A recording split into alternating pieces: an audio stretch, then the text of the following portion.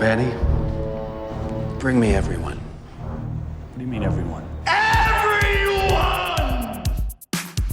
I have come here to chew bubblegum and kick ass. Barry Manilow know that you raid his wardrobe? Let me explain something to you.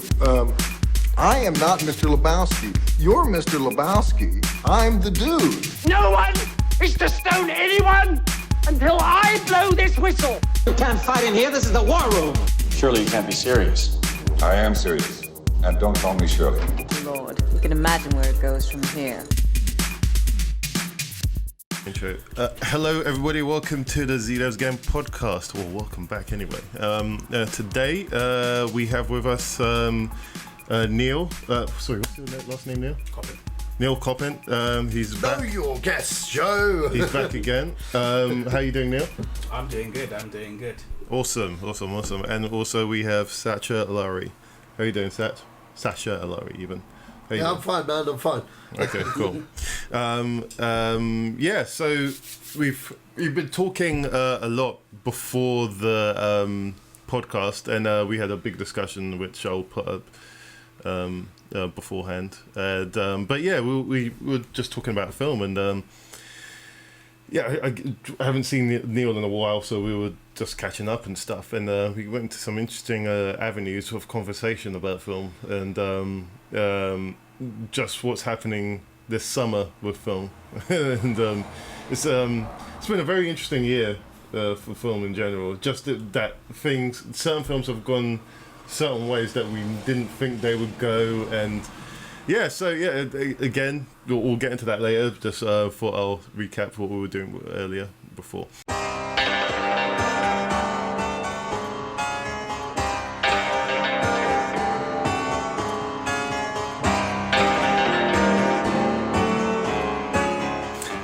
Okay, so straight into the trailers, and we start off with Pitch Perfect 3, which hit today, I believe. I think it was. In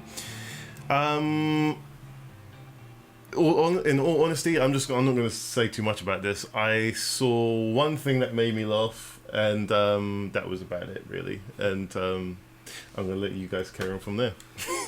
How can I put it? I mean, I watched Pitch Perfect 1. It was a fairly enjoyable film. Nothing I'd write home about. Pitch Perfect 2, I didn't watch it, but I take it as, like any film, you do a sequel, you need to up the ante. Yeah. And they did. I kind of like, to a very small degree, where they're taking the third one. Like, the fact of from watching the trailer, what they've decided to do is interesting to a degree, but as interesting as it may be, it's just like, come on now, you really don't need to do the third one. And by doing a third one, you're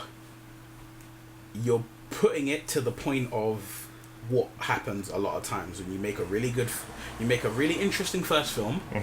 You have to up it when you make the second film.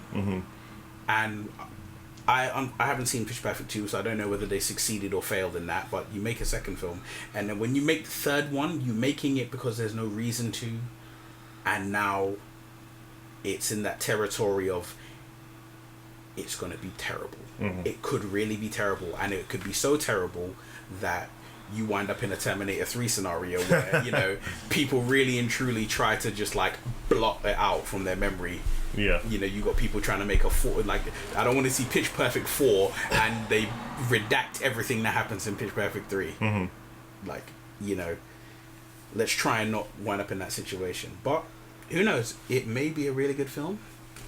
It has some kind of premise to it that could work. Yeah. I don't want to say anything because I don't want to spoil it for anyone. I got people I know who are like strong Pitch Perfect fans. So. Do you know what? I started to really. There's an actress that's starting to get, and this is nothing to do with because she's a woman. It's just that she doesn't do anything different. Rebel Wilson, she is the chick that is that chick. Yeah. That comedic chick in every film, and I'm kind of sick of her. If I never saw her again, I know I'm sounding harsh, but if I never saw her again in any film, I'll be happy about that. It's just that she's always that ever since not incredibly smart person who's in a film. I mean, I'd love to see her in an absolute, just straightforward, serious film. Maybe even something along the lines of like maybe a thriller or something where she could go from like haha funny to being like sinister, almost like Kaiser Soze. Sinister. Well, just say that she's got some range. Yeah. Because she falls into what Melissa McCarthy does now. Yeah. As well. It's just that it's just the same stick all the time. Sach, what do you think? Yeah, I mean, like, it looks fun. I mean, like, the other ones were fun. Oh, crap, what's her face? Ruby Rose. Yeah. I think you guys have really, like, said all there really is to be said on this. I mean, like, I'll watch it if it's out. I mean, I enjoyed the other two. I do hear you guys' concerns and stuff, but hey, look, there's an audience for this. It's there to make all the monies. It will. And plus, is it Elizabeth Banks directing again? Well, you know what? Elizabeth Banks wouldn't direct it again if she didn't love the material that she's doing. I think it'll be alright, to be honest. It has an audience. It has a fan group. And no one, they clearly enjoy making these films. So, yeah, fuck it. Let them do it. I mean, it's going to sound horrible because I don't have anything against this person, but I am this year getting a bit tired of seeing Ruby Rose. I'm sorry, look, I watched Resident Evil, I watched Triple X, she's in both of them. She's in John Wick 2 as well. She's in John Wick 2. That's 3 films this year I've seen her in, and only in John Wick 2 was she in a role where, I was like, okay, she did something different. You were in a role and you pulled it out. You pulled it out in this role. I'm just like, I remember hearing about her from Orange is the New Black, which I haven't seen, but I remember hearing about her in it, and I was like, okay, Ruby Rose, and I looked her up on Google, and I was like, oh wow, okay, she's quite nice, and I kind of left it as that, and then she started popping up in everything, and when I do watch Orange is the New Black, I'm expecting her to blow me away, so that I'm just like, you know what? This is why you got grabbed and thrown into every film there is. Because you're good. Yeah. In this. Because if she's like this exact same role in Orange is the New Black as she is in every other film that I've seen her in, then I'm like, okay, I really don't need that to train came and went. Yeah. Well, saying that, I've never seen any of these films, and I've never expressed any interest to want to go and see it. This is clearly not a film that's grabbed me and said, yes, I need to go see it. And it's got nothing to do with that there's women in it, and it's got nothing to do that it's about. It just didn't. It's not a film that I want to see. Yeah. So I'll admit, I say that there's one thing in the first Pitch Perfect film that if you do get to watch it and you watch just the first one, there's 2 scenes in it that when you see them, you're like, I kind of like this film because of those 2 scenes. Oh, right. And to be honest, those 2 scenes have nothing to do with singing. Okay, all right, okay, cool. Well, that's intrigued me to watch the first one there. When you see it, you'll immediately you'll see why. Like, it's actually, you'll know it, and I think you know exactly what scene I'm talking about. Okay, yeah, I look forward to that. Okay, so next trailer is Marshall, and okay, so this has Chadwick Boseman in it, and I believe he is. This is a true story, and it's Thorogood Marshall. Second? I think his name's Thorogood Marshall. Oh, is that the actual that's his attorney's name? Okay. Yeah, so this is about the first black African American Supreme Court of Justice attorney, and so usually my eyes kind of roll when I hear that it's based on a true story and it's a white black thing, but this one is generally interesting due to the regards that, wow, if you were black in the 1940s, 30s, I believe, this might be, in America, you're screwed. No, I think this is, it might be the 30s. It looks like the 30s or 40s. I have to check the time period on this, but just looking by the cars, and the and the jazz bands, it definitely looks like the 30s. But oh wow, these two guys are in Black Panther. Yep. Just as the trailer moves on, you get sucked into it more and more and more. Just wow, it must have been really hard to even just practice as a lawyer, and have a white okay, I need a white guy with me, and that and I won't say what happens to the white guy in the trailer, but Josh Gad. He was in the Marvel film. He's in Marvel. No, he's in Beauty and the Beast. Yeah, he's in the Orient Express film that's coming out. Okay. He's taking a piss out of Daisy Ridley quite regularly for Star Wars answers. Oh, that's him. That's him. Yeah. Okay. It's like, so tell me about Star Wars. It's just completely like. But did you see the one where he got every famous person? Like, come round my house. We've got loads of guests who are going to be there, and everyone was asking her about like, so is she a Darksider? And you had everyone in there. I think Judi Dench was in it. Who else was there? J.J. Abrams was there. Everyone was there, man. It was funny. We'll get into Star Wars. Back to the trailer. I mean, I personally, I wouldn't say I have an issue, but I have somewhat of a slight aversion to watching films about, like films like this. So films where it's like, okay, you've got, it's like one black man against the tyranny of what was white America back then. And that's why I say sometimes it's it's like you see it. There's nothing that's going to surprise me anymore. Yeah. I'm always going to see it. It's always going to be the same issues, and even though I do understand the reasons behind why we need to see these films, why they need to continue being made. It's because white people need to be educated. Yeah, but at the same time, we're seeing these films and seeing this going on. That was a joke, by the way. I've kind of had enough, because I mean, it's like, we're in 2017.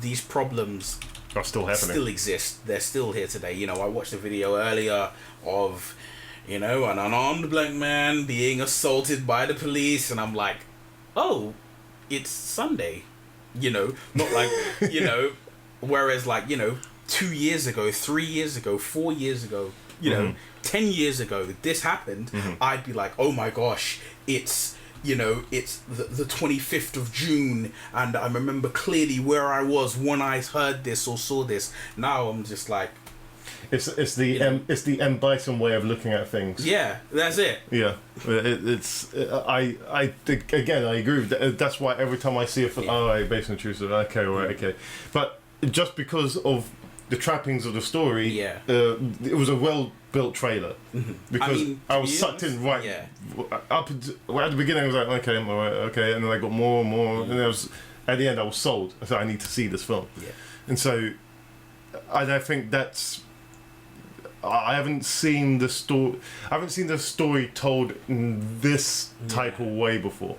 I mean, he Chadwick Boseman. I mean, the cast looks amazing in this trailer.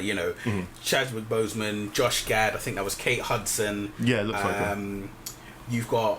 I can't remember the actor's name. I think his name's Danny or something. Dan. Oh, Dan, he's the one who's in OJ. Beast. Oh, you're talking about him. Okay. Yeah, there's a number of people in this film who are, accomplished actors, let's just put it there. Yeah. And I'm like, yeah, all right, that captures my attention immediately. You got accomplished, you get a bunch of very, very good actors together in a film about something. Hey. Yeah. Well, I'm guessing this will come out around November time, around the beginning of what would classically be like the Oscar season. Yeah. So, but I mean, it looks like a film that looks like it's in that ballpark anyway. Yeah. So, I want to see this now. So it's got a ticket from me. Sach, you haven't said anything yet. No, it looks really good. Like all you guys mentioned. I mean, you know, for me, it's the courtroom drama aspect of this movie that really intrigues me, mainly because we haven't seen a courtroom drama on film in a really long time. It's hard to do those. Hard to do these days. Well, The Judge was probably the last one, and that crashed and bombed. You know, this intrigues me because it's real life events, so you know, it speaks out more to me than ever it would, and the subject matter is always relevant even today, and always, you know, good for good discussions and, you know, whatnot. I'm looking forward to this movie, and plus, you know, Josh Gad looks like he's in a serious role, and it'll be good to see how he is, because I've only ever seen him in very comedic roles and stuff myself, so it'll be very interesting to see how straight he plays it in this. But Chadwick, look, come on, man. The fact that this guy has only now just started breaking out really upsets me, because he's always been on form, man. Yeah, 42. 42. Oh my God. You know what? That film, I don't even think it got a UK release, man. I saw that in the States on the plane. I think it did. It must have been a little one, but Harrison Ford, man, put on weight in that film, man. And he was very good. He was very good. He was actually acting, and you know, like, well, not that he doesn't act, but you know what I mean. Yeah. He wasn't doing his typical, you know, hey, gruff. I'm Harrison Ford. Yeah. I think one thing that's interesting. Yeah. No, I'm looking forward to it. Yeah. I think one thing that's interesting is that what we were saying about Rebel Wilson in Pitch Perfect 3 is exactly what we just saw from Josh Gad in the trailer for Marshall. Is you take them away from their comedy element, put them in something serious, a film that's about something. Obviously, every film is about something. But when I say a film that's about something, I mean a film that's about a strong message, something that's, you know, it may, whether it's a true story or not, just a serious film with serious underpinnings. It makes you evaluate your life, or evaluate the world that you live in and the world you could have lived in. You know, and I mean, it was like, to see him in that, just see him now. Nice, keep going. Again, the way this trailer was crafted very well. It makes you, gives you the general premise at the start, and then it sucks you in with the story, and you go from there. And as I said, ticket has been sold.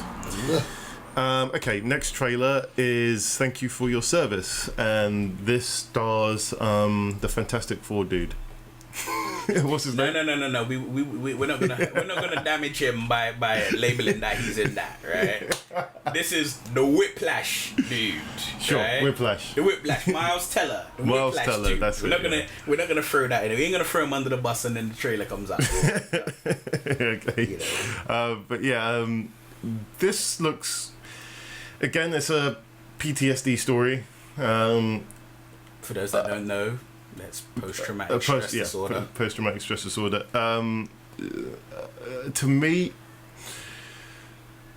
I'm fascinated by this film, but I don't think I'm going to run out the doors to go and watch it, purely because I've seen films like this before. I don't know what's more. I need to correlate something in my head to say about it. What do you think? Do you know what? I mean, obviously what I'm going to say may seem controversial. Okay, here Sorry, we go. but, you know, go on, I don't give a... I think this film is probably going to be what American Sniper should have been. I think it's from the same director, but it looks like it's going to be what American Sniper should have been. Talking about, you know, PTSD, but it's the fact that it's not following just one person. From the trailer, from what I'm seeing, it's following a group of men who are all in the same unit. So it's following them as they all try to adapt to normal life after being soldiers. And I mean,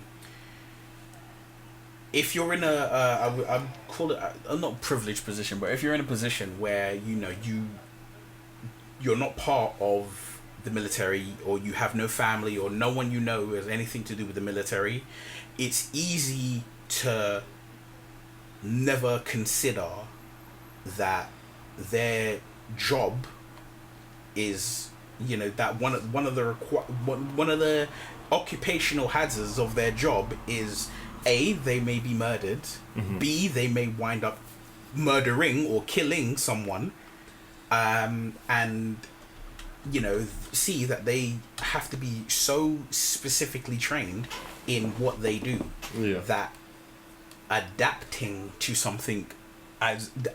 things that we consider to be absolute everyday normal things is a struggle. I mean, you know, like, we're just looking at the trailer, and hopefully everyone listening to this podcast will watch the trailer. It's, you know, that simple fact of a bag on the floor. It's a black plastic bag on the floor, and he's like, stop the car. You know, he looks at it and he sees the potential threat to it. Now, you know, I not to be insensitive, but if it wasn't for things such as, you know, the Manchester attacks and, you know, what's happened in London recently, if it weren't for all of these things, how many people would look at a plastic bag that's tied up that looks like it's just got trash in it? How many people would walk by it and suspect there might be a bomb in there? Or how many people would just be looking at it and thinking to yourself, you know what, there's a friggin' recycling bin 20 feet to your left, you couldn't toss it in there or toss it in front of it? It's so, you know, getting from that point of mind, you just I know where you're coming from this point of mind and place and time, where you see where it's like you go from a place where everything is a potential threat to coming back to things where, you know, people throw their trash in front of their house because it's nothing to them. I mean, like, when you watch, I mean, it gets brought up in a lot of different films, even in things like Captain America, you know, where I think it's Winter Soldier, when he's talked the first time he meets Sam Wilson, and they're talking about why they get up so early and go for a run, and it's like, it's your bed, you know, you're used to, you know, you use the floor for your mattress and pillow and your rocks for pillows, and then your bed is so soft you feel like you're on a marshmallow, you feel like you're going to sink into it. It's that thing, you just look into post-traumatic stress if you get the opportunity, and when you look into it and you see, you know, these guys, they sleep on the floor, they do, or, you know, there's people who like jump into soldier mode when they hear a car backfire, or when somebody pops a balloon. You know, you think somebody popped a balloon, you just be like, oh my god, you know, that pop, you know, the last time they heard that pop, it was probably the end of someone they know's life. So of course that's going to put you on edge. So I mean, watching this trailer and seeing the way it works out, it looks very interesting. It's not something I would run out to watch, but it's something that I would definitely keep an eye on because I want to see it. Satch? Yeah, I mean, like, you know what, trailer wise, this one didn't really bring me home, kind of thing. It's just kind of very run of the mill, kind of like soldier kind of paint story. By numbers. Yeah, paint by numbers thing, but it's directed and written by Jason Hall. It's his first film as a director. He also wrote American Sniper, as well as a couple of other things. So, you know what, it's probably an interesting look, mainly because, you know, it's his first film.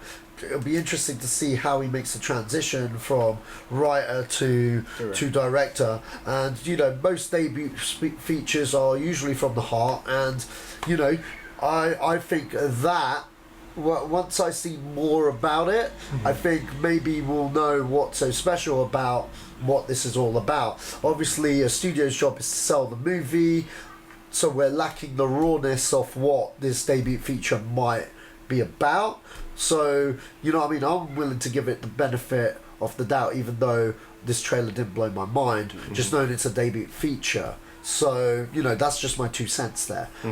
Because I think, you know, if you've written something and you've gone to direct something, you clearly give a shit about what you're writing about, rather than it be your day job, as in like, hey, I'm just writing for a studio picture, I don't give a shit, you know, like those cunts on the Transformers movies. But you know, that's another story for another time.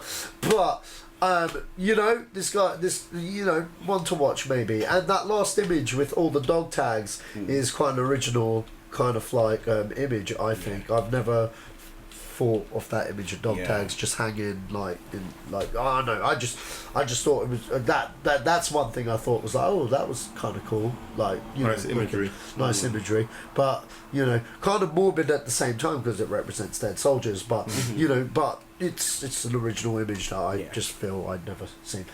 Anyway, I'm rambling. What have we got next? Right, okay. Next is American Assassins. This is a second trailer, and I must say I am thoroughly impressed with this trailer.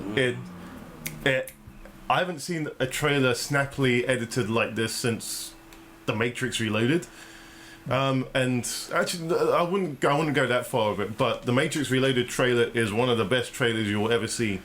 Even today, the way it's edited, the way it's paced, very, very, very nice. And this has a similar ethos to it.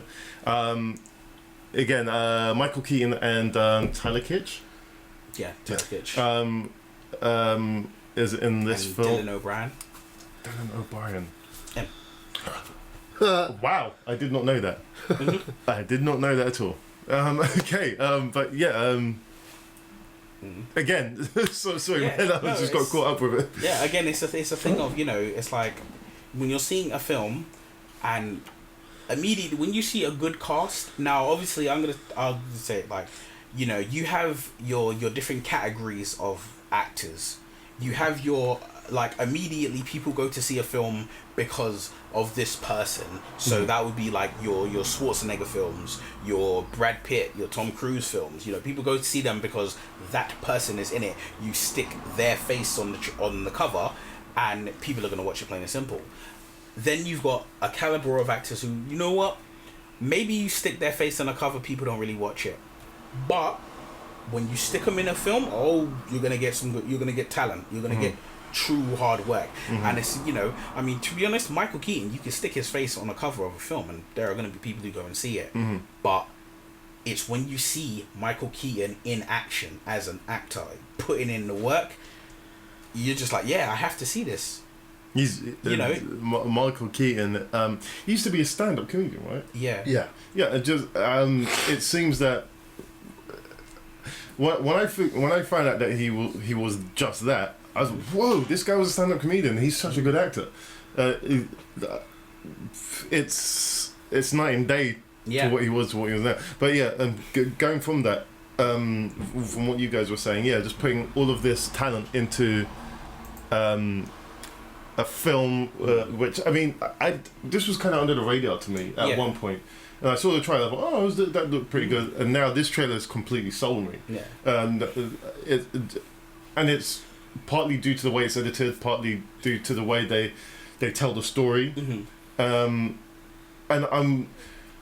I hope to see more trailers like this because it shows you enough of what's going on without giving the whole story away. Yeah. And I don't know because there was a trend that these trailers were just showing you everything, and they were really poorly edited, and they all seem to have dubstep in them.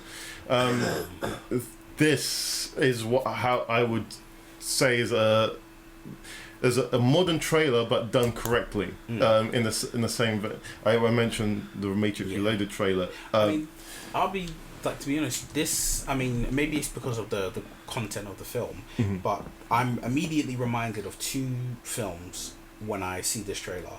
The first is Chris Pine's Jack Ryan.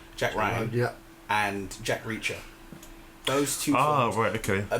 Because it's got that kind of military, kind of, American born and raised soldier getting it, this is, what they could be. Yeah. As in, getting as far away from the, I guess you could call it the Stallone and the Schwarzenegger American soldier, that getting away from that. Yeah, getting more. It's like the trend has shifted from that big muscle man who really and truly could never fit into like a shirt. Its trend has bucked from that, and then we had the kind of the Mission Impossible, the Jason Bournes, yeah. where we kind of slowly manifested into a normal-sized human who's just deadly because they've been highly trained, not deadly because they're big enough that if you punch them, it might as well throw a grape at them. Yeah. You know, so getting that, and it does look very interesting. One thing that I like and dislike about it isn't actually to do with just the film. It's to do with the fact that I know the film is based on a book, and like Jack Reacher, it's based on a number of books. I think there's about 5 or 6 or 7 in the American Assassin series. Right. And it's the fear is that they're going to make this one's going to be really good, and then they're going to go try and make the rest of them, and then popularity and budgets and things are going to get a bit too high, and then the talent, the skill, the dedication to the film is going to get low. Yeah. So I'm a bit nervous about that, but as in for this one, yeah. Yeah. I agree with you. Sach? Yeah, it looks good. Yeah, I think you guys really nailed it on the head with this one. I haven't got really much to really add to what you guys have said with this guy. But yeah, can't wait to see it. Michael Keaton's always a joy to watch on screen. I'm glad Batman's back in action. Yeah, He's going to be in action in a couple of weeks. Yeah. 3, innit? 3 weeks? Yeah, 3 weeks. Yeah. 3 weeks? No, 2 weeks. Yeah. 5th of July. So Yeah. So that's American Assassin, folks. I'm sure there'll be more on that as time comes. But yeah, that's the end of the trailers for now.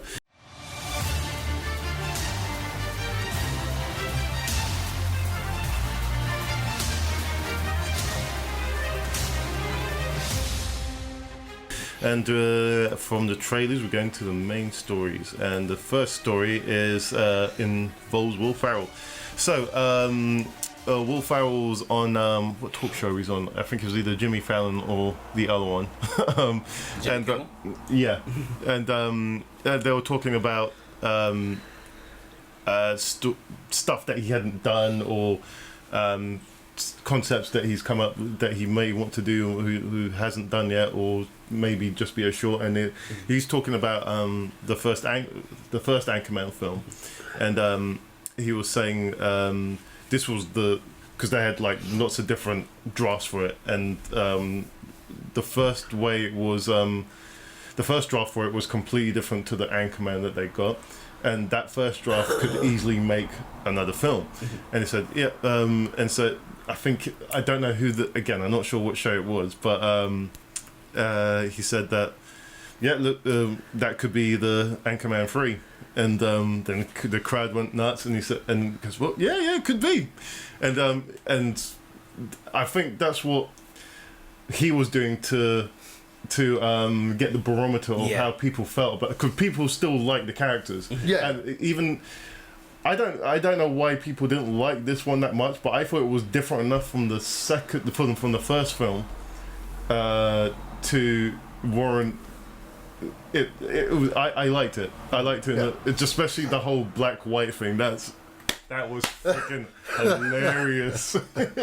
Painfully so. I'm guessing you didn't didn't watch it. Oh, right. wow. When you get, if you ever do watch it, you get. That's one of the funniest things in that film. The whole, because the black woman. I'm not going to spoil this too much for you, but a black woman's the head of the network that they're in now, and I won't say any more about it.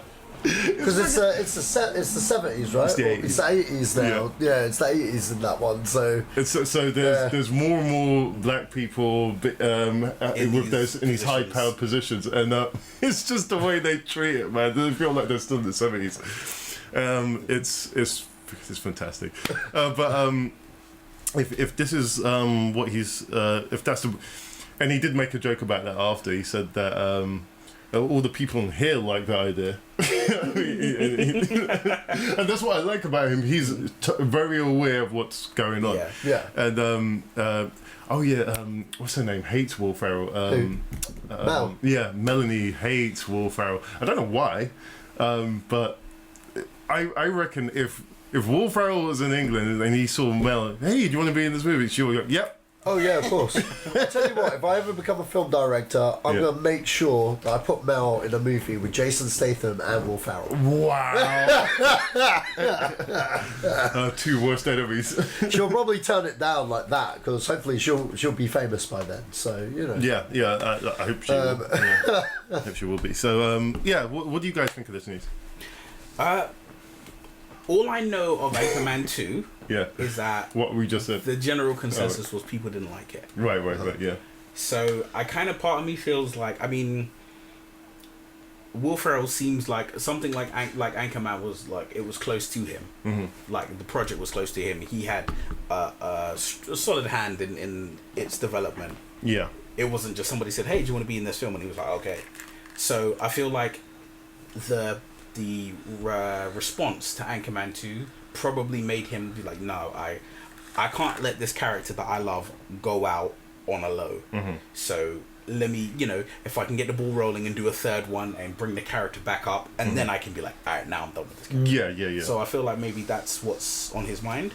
But I really do think that the second film is so misunderstood, especially the they have a fight. In the first film. Yeah, they've got one in the second one as well, and they take it a notch further. Harrison Ford's in the second one as well, and the limited time that he has in it, he's freaking great. He's. I think Harrison Ford needs to do more comedies. Yeah, you know what? You know what? If they rebooted The Naked Gun, he would be my Frank Drebin. They did. No. No, he's far too serious. There's That's the point. No. The thing is with I forgot Leslie Nielsen is that he was serious, but there was an air of comedy to him. Yeah. It was a parody of everything. He made it a parody, so he was being serious. Yeah. But you could just feel the I'm being serious because it's not a serious situation. Yeah. I don't think Ford has that. Yeah.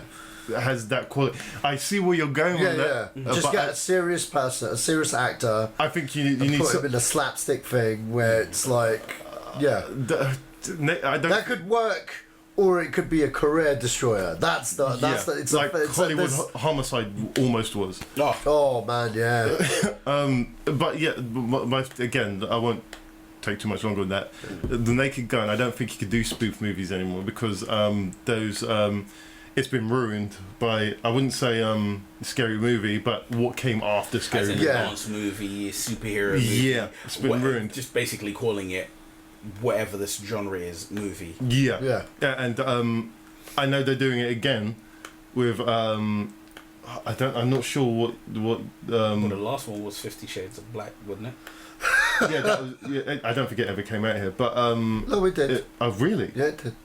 Anyway, not by the two Wayans, but there's another movie film coming out. I don't know what it's called. I did see it on Movie Talk long, but I just when you saw okay, it's a mistake, but yeah. This is Anchorman 3 we're talking about. I guess there's not much more to say about that. But if he ever does get to do this film, I think I agree with you on what you're saying. That second one wasn't understood very well. Let's take it back to or I don't know. Maybe he'll go even wackier. With the third one, and just do you know what, people don't understand it, fuck it, I'm just gonna go I'm just gonna put all my money in here, man. Fuck it, this is for the fans who love it. And just go fully nilly, because I really didn't, especially the one there's two cuts of it. I haven't seen the second cut. The second cut's almost a different film. And if they manage to do something like that again, I'm fine with it. I think people had nostalgic values of what they saw in that first film, and wanted that exact same thing again, because it wasn't vastly different, but it was different enough to go, I'm not sure if I like this or not, because it's not the same as what I saw before. Sorry, I'm just thinking of Sex Panther. It's just when he opens the bottle, you hear the growl. It's like Sex Panther. Again, just what I mean. I'm guessing they ad-libbed most of that film. So Anyway, on to the next film topic, and that's I can't believe they're doing this. There's going to be a Downton Abbey movie, and wow, that's coming out next year. I've seen a couple of episodes of Downton Abbey, and it's no offense when I say this, it's white drama the movie, and I have nothing more to say about that. You know what? Downton Abbey was I mean, I know there's people who like both, but for me, I think Downton Abbey was basically just the breakaway for people who didn't want to watch something like Game of Thrones. See, right? The people who didn't want, you know, like, okay, we got this set of HBO does shows well, and you know, one thing is like they're not squeamish at HBO. So you've got things like The Wire, and you've got things like The Sopranos, and you've got things like, you know, Game of Thrones, where hey, if there's a scene where you're gonna see somebody full frontal nude, yeah, there you go. You know, then they're not squeamish. They're gonna do scenes as they are written, and I think there's still a lot of people who are just like, oh, no, you know, kind of away from that. And shows like Downton Abbey, you know. But again, like you're saying about nostalgia, Downton Abbey brings up the nostalgia that certain people have of wanting to see things like that. And plus, you've got the cast, and you got, I know, Maggie Smith was in it, and you know, you've got people who it's exceedingly British, and Americans seem to like that right now. They really love the British. But I think it's just the thing of the fact that they're making a movie of it. And you know, they're gonna start production next year. I'm just like, okay, you made the show, and the show was very popular. You ended the show, and the show was on a high when you ended it. I know that there's no money like new money, but let's be solid and truthful with ourselves. I like that saying. Do you really want to possibly ruin something that you managed to keep at a high level for so long? Like, think with Game of Thrones, I think there was a point of I think it might have been season 4. They got to like season 4, and then basically people who were fans of the books stopped watching the show. A lot of people who like read all the books, they were like, I'm done with the show because it's completely different. They've changed this, they've done that. I can't deal with it. Isn't that a good thing though? It's a good thing and it's a bad thing. You adapt any property, especially when it's a property that is very specific. When you change things, people don't like it because you know you're changing what people have been solidly in love with for however long, and so you know they change things, and there's always going to be a reaction to those changes. Whereas Downton Abbey, from what I gather, there's no book, there's no, you know, it's not based on anything, it's just here you go. But I'm just like, you guys are you put yourself in a thing where you potentially could ruin what you worked so hard to do. What you worked so hard to preserve, you could essentially ruin it. Yeah. Because of, you know, money. Because I'm sorry, I've never seen I don't know anyone who's a hardcore solid fan of Downton Abbey who said, I want a Downton Abbey movie. Never. I've never met anybody who said that. You know, people are like, yo, I like Downton Abbey, here's the show, it's great, the show's done, good. And I got conclusions. One of our someone we know, one of our mates called Caroline, she really loves Downton Abbey. Well, you know, the best example is ask her, say, would you like to see a Downton Abbey movie, or are you happy with the way it finished? Well, that's always the question. But like, you know, if the creators of the show feel that there's a story to tell and the fans really want it, it's the same with any IP. Even the stuff we're into. Why damn that questions? If it's like when Disney bought Lucasfilm and said, "Hey, we're doing Star Wars movie." Okay. Some of us were like, no, but then realistically, deep down, sorry, the whole world wanted that shit. Now we got it. You know what I mean? And, True. And But with I'm something not like- comparing. I've totally compared Downton Abbey to something like Star Wars just there. But that's like with any IP. I'm using that as an example. Yeah. In the league, there didn't need to be no more Star Wars, and there don't need to be no more Downton Abbey. Mm-hmm. But people that watch this show, loves this IP, generally do like it. They want more of what made Dan Stevens to them. Mm-hmm. They want more Dan Stevens, man, and that guy's a big guy. He doesn't need it, but hey, if they He even says he'll be in it. oh well, there you go. If the cast want to do it and the creator wants to do it, let's get the show on the road. If it's if it's rubbish, who cares? You still got the series, and that's No, just but you know what and, it is? And like Lily James, man, like. I've not seen her in the show because I'm not going to pretend that I've seen the show. I haven't, but like she's doing some phenomenal work right now in movies right now. And do you know what I mean? Like for them, sure, it's probably another pay packet. But hey, if the creator wants to do, if the creator feels there's a story to be told on the big screen, then why not? You know what I mean? That's my ultimate. That's my ultimate fuck you card there. It's like literally, if I created a TV show, if I felt that I could do a movie version of it, we'll fucking do a movie version of it. You know what I mean? It's simple. If the fans didn't like it, fair enough, I tried, but you got to at least try. You know what I mean? I get what you're saying. Yeah. I do, but to me personally, I think it's a thing of, if I'm able, it's like, I look at something like Downton Abbey as like, you look at it like Michael Jordan. Yeah. He decided to retire when he was at the top of his game, and it was like, all right, great, cool, you're done. And then he was like, you know what? Nah, I think I've got a bit more to give. And he came back, and then it was like, okay, you've come back, and then you weren't as good, but you were okay. And then he retired again, and then he came back a third time, and then it was just like, now you're not the Jordan that we remember.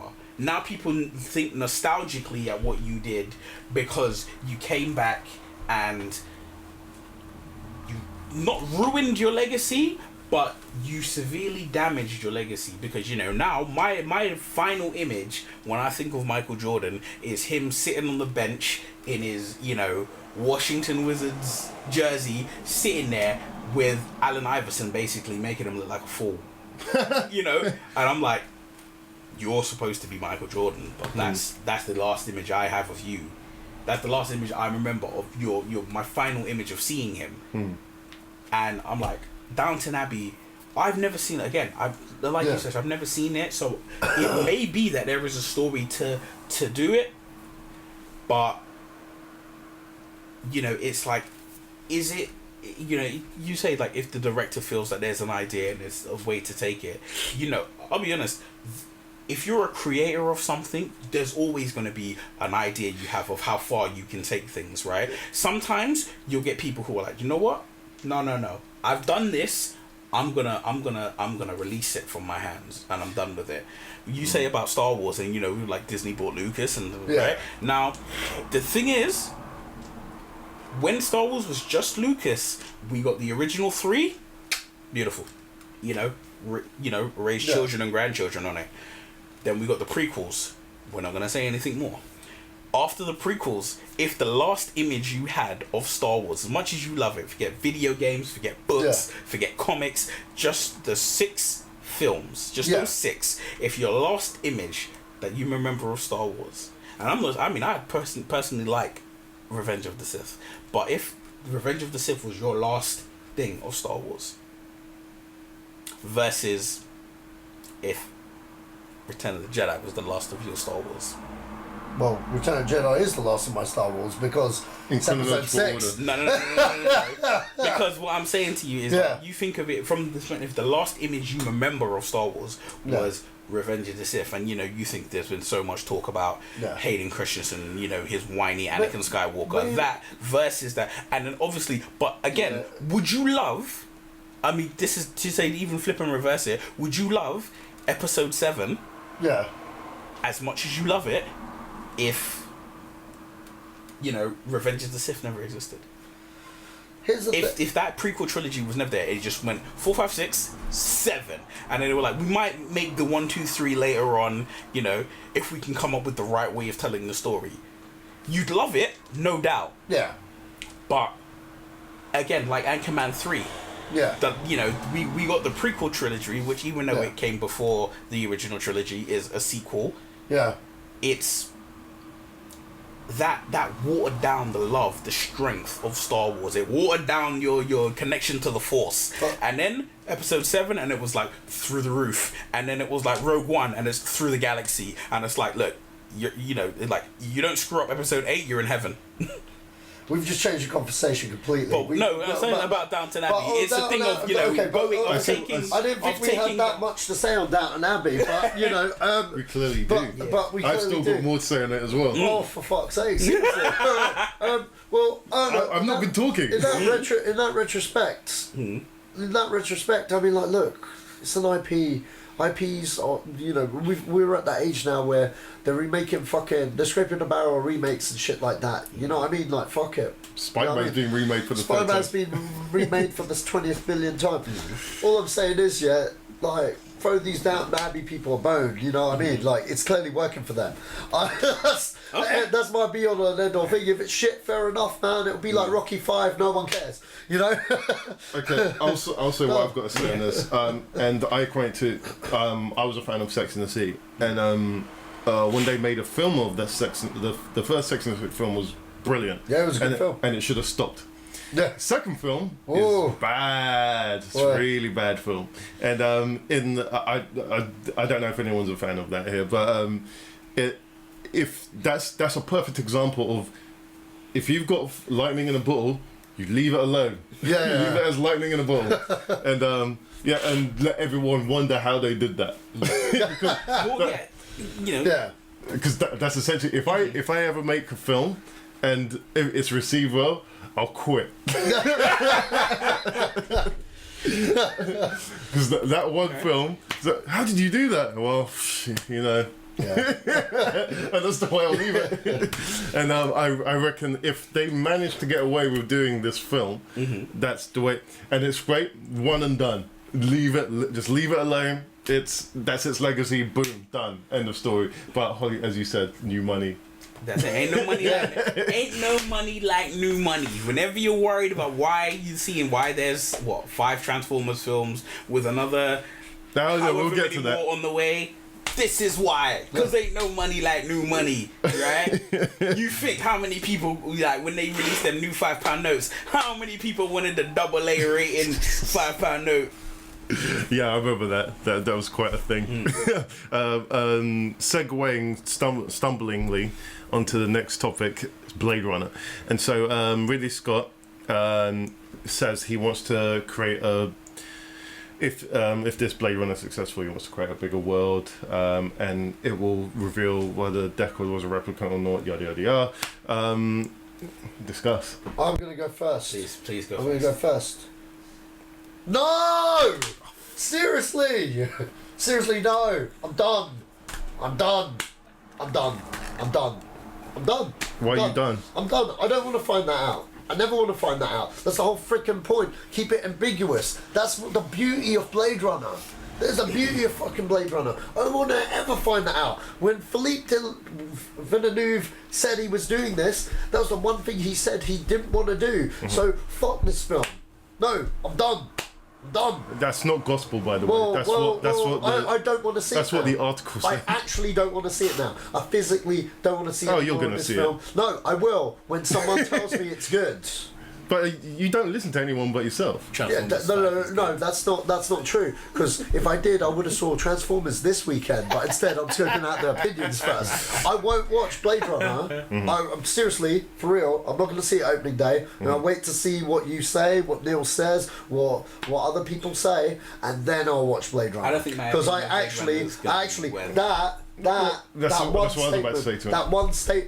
that one statement has said, you've just shat on one of my favourite films. Not you just shat. The creator, the mastermind, Ridley Scott, has just gone out, took a great dump on his masterpiece, and literally screwed the pooch there. Fuck you, Ridley. No, seriously, fuck you. Look, seriously, it's a one and done film, and fair enough, they're making Blade Runner 2. It could be great. It could be shit. If it's shit, You can say that about anything. yeah, I know. But I'm back to the Downton Abbey shit. You know what I mean? I don't have to watch it. You know what I mean? I got my Blade Runner. It's over there. It's been made. There's 5 versions of it. I pick one. You know what I mean? You know what I mean? Fuck this film. I'm done. I'm done. I'm done with Blade Runner now. Until I hear something else. Look, this is the equivalent of spoilers for Transformers: The Last Night. No, don't do that, because the film only just came out. All right, I won't do that. But you guys know what I'm gonna say. What I was about to say. All I'm gonna say is it's literally that to me. That feeling that when I saw Joe get a certain tidbit of news, I saw his world drop in his face, even though he knew it already.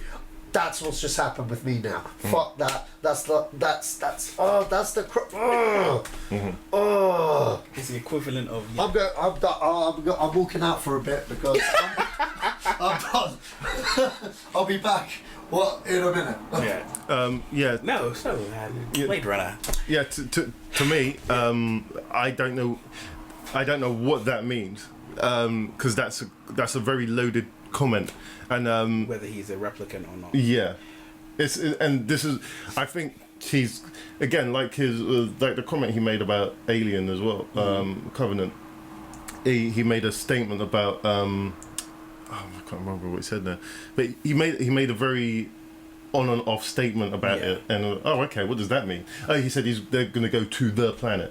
Well, what is the planet? And I think there are some people in this world, filmmakers, who can continue to go on and on and on for the future. People like Steven Spielberg. Yeah. Can really introduce go on and go on and go on. Ron Howard's another one. Just go on, just go on, just go on. Because you can keep making films, you can adapt yourself to different areas so well, and you don't necessarily need to go back to your old work and do it in. To me, that comment about it's gonna reveal whether Deckard's a replicant. Maybe it doesn't, but I mean, to me, it just feels like he's trying to plug the movie, and he's just tossing a little, That's what I mean, loaded comment. Loaded comment, just tossing it in there. So because it's like those who want to watch the film are gonna go watch it. Period. Those who don't want to watch it, maybe that's the comment that makes them think, maybe I'm gonna go against my judgment and watch it. I am of the position that when I watched Blade Runner, I was already a grown adult, so I never it wasn't a thing of I grew up with Blade Runner. I was already grown when I first time I ever watched it. And I've only seen the final cut with everything in it of Blade Runner. I've only seen that cut, so I don't know the difference between the shorter versions and the different versions and stuff. And I watched it, I thought, it's a great film, it's really good. That whole thing of whether Deckard's a replicant or not, to me it didn't bother me in the slightest whether he was a replicant or whether he was just plain old human. And the fact of saying it's gonna reveal whether he's a replicant or not, I'm like, look, Ridley, the work some of the work you did defined my childhood, but some of the things you've done recently has affected my love for you. It's affected it, highly. Alien Covenant was a good film, but buddy, there's people who looked at you with eyes that they might look at people like Donald Trump with. Wow, that's a big stance. You weren't in the best lights. It was like, when Alien Covenant came out, the very ending, the ending was good, but there was a moment in the ending where it was like, let's make Alien great again. It was like, could have been a slogan. It could have been a slogan. But it's just that thing of it doesn't. I'm gonna watch Blade Runner 2049 when it comes out. I generally don't care whether Deckard's a replicant. Do you know what? It's crazy. Do you know what I was concerned with? I was concerned with the fact that Dave Bautista's in it. Do you know what? I don't have he's proved to me that he can. He's proved that he's an actor, right? Yeah. But I'm a wrestling fan, so I remember Batista from wrestling, but I'm like, the fact that he's in this, because I'm like, wait, hey, this is, you are not going to be making me laugh in this film, but you're in it. Yeah. I'm intrigued. Yeah, so am I. Because, you know, it's like, you know, he's Drax, and you see him in Drax, and it's just like, he says stuff, and it's like, wow, you're funny because you're either stupid, or you're funny because you're just... very ignorant. So ignorant, so blatant, just like, black is black, white is white, there is no such thing as grey. Yeah. You know, and it makes it funny, but I'm just like, listen, Deckard, Replicant, I don't care, I can't care. I can't find the will to care, because everything, when I watched Blade Runner, everything he did, the whole film, it wouldn't change my opinion ever, even a little bit, if it was, he's a replicant. Mm-hmm. Do you know what would change my opinion about whether he's a replicant or not? If he was a replicant, and he knew he was a replicant, and he was handling business, knowing what he is, and, you know, it'd be like, if, what was it? Django, in Django Unchained, where he parades around as like the black slave owner or the black slaver, and it's like, that is intriguing. You know you're something, but you hunt your own kind. That adds more gravity to a character. But I'm like, there was nothing in the film that made me think that either A, he was a replicant, or B, he's a replicant and he knows he's a replicant. So why would I care if he's a replicant? It looked like he ain't even part of the police department or thing anymore in the trailer. So even if he is a replicant, what does that do? He's retired. He don't hunt nobody no more. So thank you, but no thanks. I don't care. Again, in all honesty, I don't think we'll know until we see the film. I think these are all comments to get people, because people don't know what Blade Runner is. You go to someone and see that it's Blade Runner. It's not. I mean, it's popular with film fans. It's your average Joe. They don't know what Blade Runner is, and so it's just about getting it into the zeitgeist, the public eyes. And I think I see the more of the, even there's a featurette that came out a couple of days ago, and I just found it fascinating what they've done with it. The world still looks like that world, but it's more complacent. Yeah, it's evolved a little bit, but it still looks like that world. And so, even down to the music, to me, if they've pulled this off right, one, they'll have a franchise, and two, it will cement Blade Runner as something people will go back and watch the original Blade Runner, and that's always a good thing when you get people to go watch the original. And because this film inspired so many, I mean, even the way the Ghost in the Shell film that came out, Fifth Element, just the looks of those things all borrow very heavily from what that original film did. So to me, this is Scott doing his thing, or whatever he's doing. But yeah, on from that to Transformers. Okay, so Transformers has got Transformers 6 has got a date now, and that is summer 2019, and it's due to begin filming in August next year. And the Bumblebee film is also coming out in 2019, which, hold on a minute, followed by Transformers. Oh yeah, they're both coming out very, very close together. Transformers is dead to me now, and unless someone reboots this whole. Someone said Edgar Wright, and I'm down with that. But as far as I'm concerned, as someone that grew up with the original Transformers and likes the original, I thought I would see a transition into what they did with that first film into something that was more recognizable. But what I've been hearing from each film progressively gets worse and worse, and I'm not really interested in paying Michael Bay for that. I'd rather him go do something original like he used to do. I mean, The Island wasn't a great film, but it was original. The Rock, original film. Armageddon, original film. as far as I can see, he's good at doing one-offs, and that's what he should stick to. In fact, I would like to go and do Bad Boys 3, but I don't know what's going on with that. But it's the Kubo and the Two Strings that's doing Bumblebee, so that could end up being actually a good film. But I think there's such a bad taste of Transformers now that I don't think even God himself can make a good Transformers film and get people to watch it. What do you guys think? Yeah, the Bumblebee film has kind of intrigued me a bit more because there's been some production art shown and they're going back to the Beetle looking. The VW Beetle. Yeah, the VW Beetle. Yeah, it's got to do more than that. But like... I can play Gran Turismo anytime I want. Yeah. But I'm just saying, you know, they're doing some different things with it. It's set in the 80s. It's a boy in his, back to the basics of a boy in his car kind of story. You know, because it's that director, you know, Kubo and the Two Strings was a great movie. I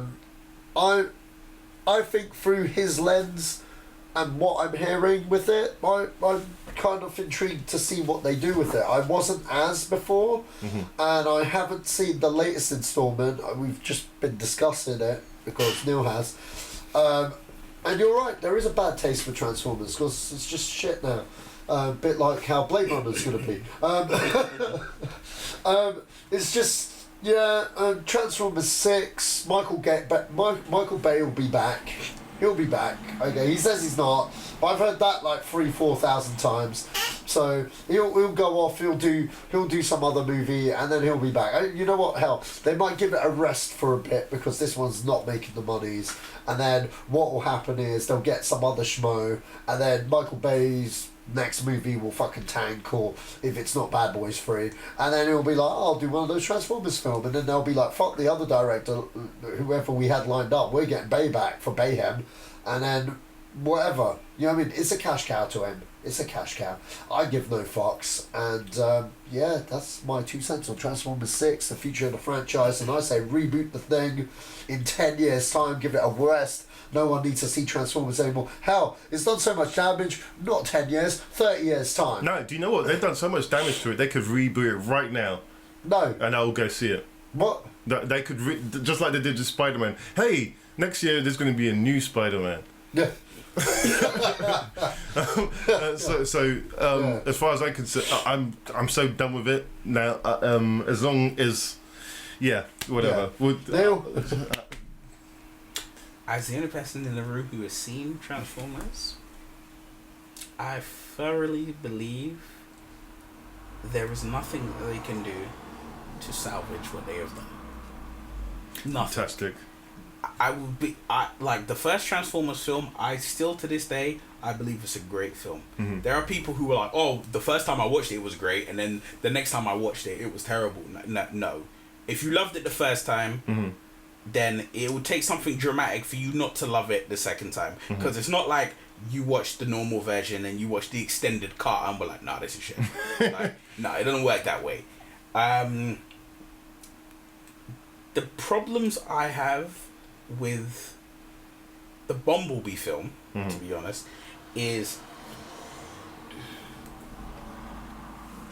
it's what you're establishing is you're ruining everything you establish. Every Transformers film, it feels to me like the next sequel basically chips away at whatever they set. I don't care, you can make 100 films in a franchise. If you maintain the rules of that franchise, if the rules always stay the same, then whatever you do, good or bad, will work. Even if it's bad, it still works and you could move forward.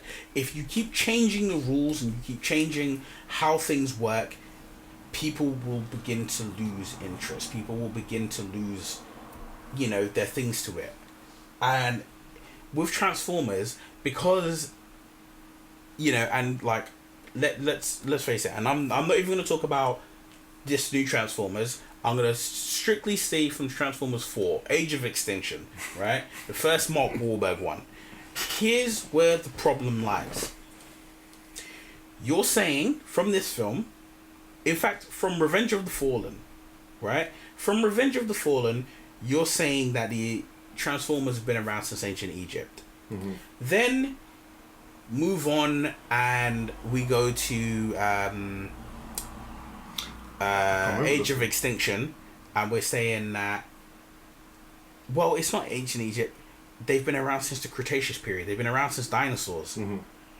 Okay, they've been around since dinosaurs.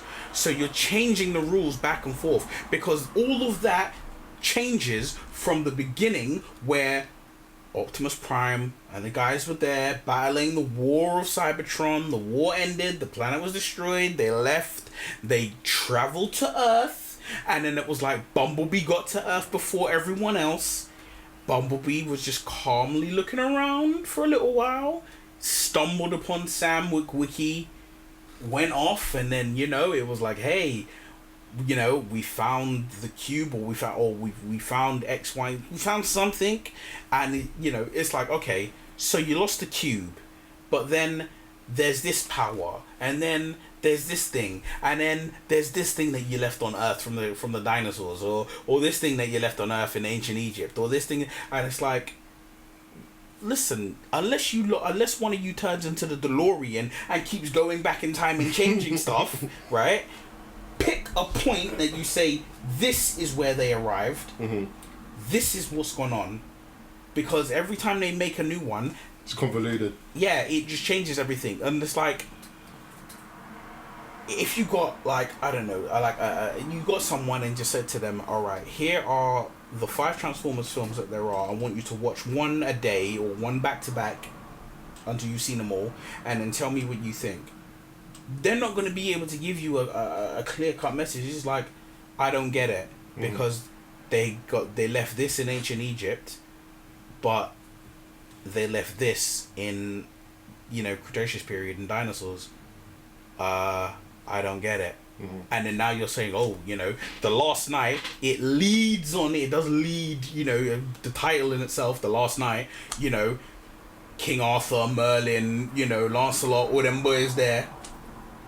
And it's like, okay, so you're telling me that even though all the Transformers that we ever saw in Transformers 1 landed and did their thing in America, or Qatar, as well, you know, America and Qatar, now you're saying, okay, they're in America, they were in Qatar, they were in Hong Kong, they were in ancient Egypt, they were in England, but nobody saw them until, you know, Sam Witwicky discovered that his you know, Camaro could drive on its own. I was like, you're ruining things. And now that they're saying that, okay, luckily one thing they did do is, as we know in Transformers films, they can turn into any car that they wish.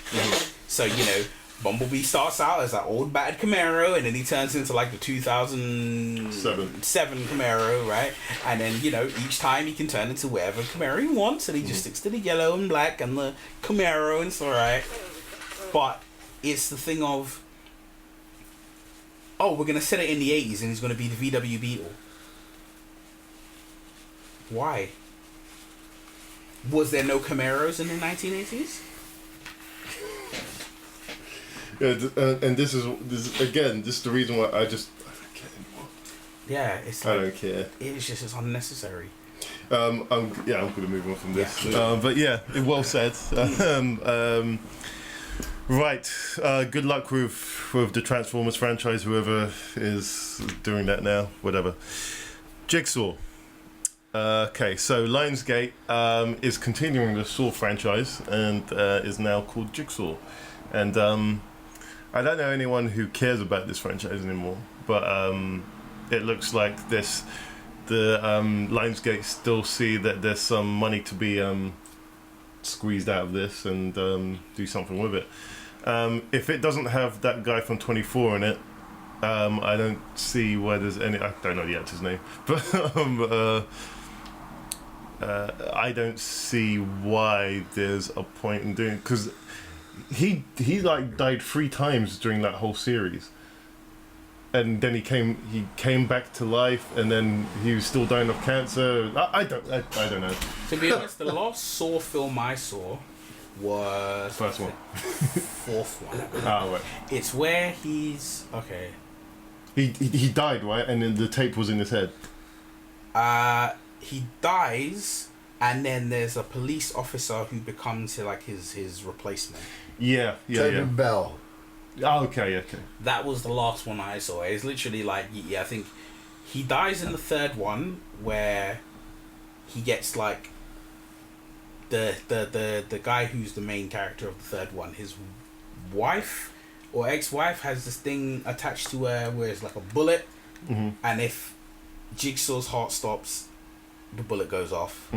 Yeah, so if that happens, that film's done. Then the next film is they believe he's back, but it turns out to be like this police officer. And that was the last one I saw, because they were like, oh, it's gonna carry on after that, and I was like, I'm good. Yeah. I mean, I know it went to like Saw 6, then Saw 3D or something, and to me, I thought, Paranormal Activity took over from where the Saw films left off, and that got stale very quickly as well, and so it looks like they're back on the Saw franchise. I really don't. The first Saw film to me was probably the best, because that ending was. Yeah, it was really good. Back then, it was such a really good premise, and it didn't get. I mean, he didn't have all these intricate machines that he built. It was just, hey, here's a saw here. You guys are handcuffed. Deal with it. I mean, it was a bit more complicated than that, but it was. There was method to everything. Yeah. Like, okay, you know why these two guys are here in this room. We get backtracked to their history, what they did, their lives, how they wound up in the room, what they're gonna do, and then it's just like, all right. It was the whole thing of, you know what? The poster, the trailer, the only poster that I saw was a foot cuffed, and it was a severed foot that was cuffed to something. Yeah. And it was like, basically, I really and truly, the whole kind of intrigue of the film was, is this person going to cut off their own foot? And then you got sucked into a really quite intriguing and complex story, and you're like, oh yeah, this is going to be great. And then at the end, it was like, shake off his foot! As well as all this great, storyline and development that you saw. And then, because ain't no money like new money, they just were like, you know what, just make as many as you want. And then it turned into, it just turned into a modern day Freddy. Look, Jigsaw and the Paranormal Activity ghosts and all of them are basically just the millennial generation's Freddy Krueger, Jason Voorhees, Michael Myers. It's every generation needs that kind of. Every generation needs your killer, your new boogeyman. Every generation needs it, and they got it with Jigsaw and like even now we've got things like The Conjuring and the Annabelle franchise and the Nuns coming out. The Sinister and all of that. We've got all of these things that happen, and it's like, okay, we're gonna bring more, and it's just like. Yeah, whatever. Okay, you're gonna keep building. You're gonna keep making them. Keep making them. I'm not gonna be posted upside Lionsgate's office with a rifle saying, "You make another Saw film, and we're gonna play a game." So if you're gonna make it, keep making it. But luckily for me, you know what? There's so many things to watch. Yeah, there's so many other things to watch. Sach. Yeah. Sach's not played it. It's probably better than Blade Runner. That Blade Runner thing really hurt you, innit? It did. That's alright. Now you don't be one of those guys that haven't seen the film and judge the film. You caught with you feel the way you feel about Blade Runner is the way I felt about Fantastic Four. Yeah. On that rationale, Joe, you're gonna throw that at me. Go watch Transformers the last night. Well, no, I have to pay to watch that. I'm not going to watch it.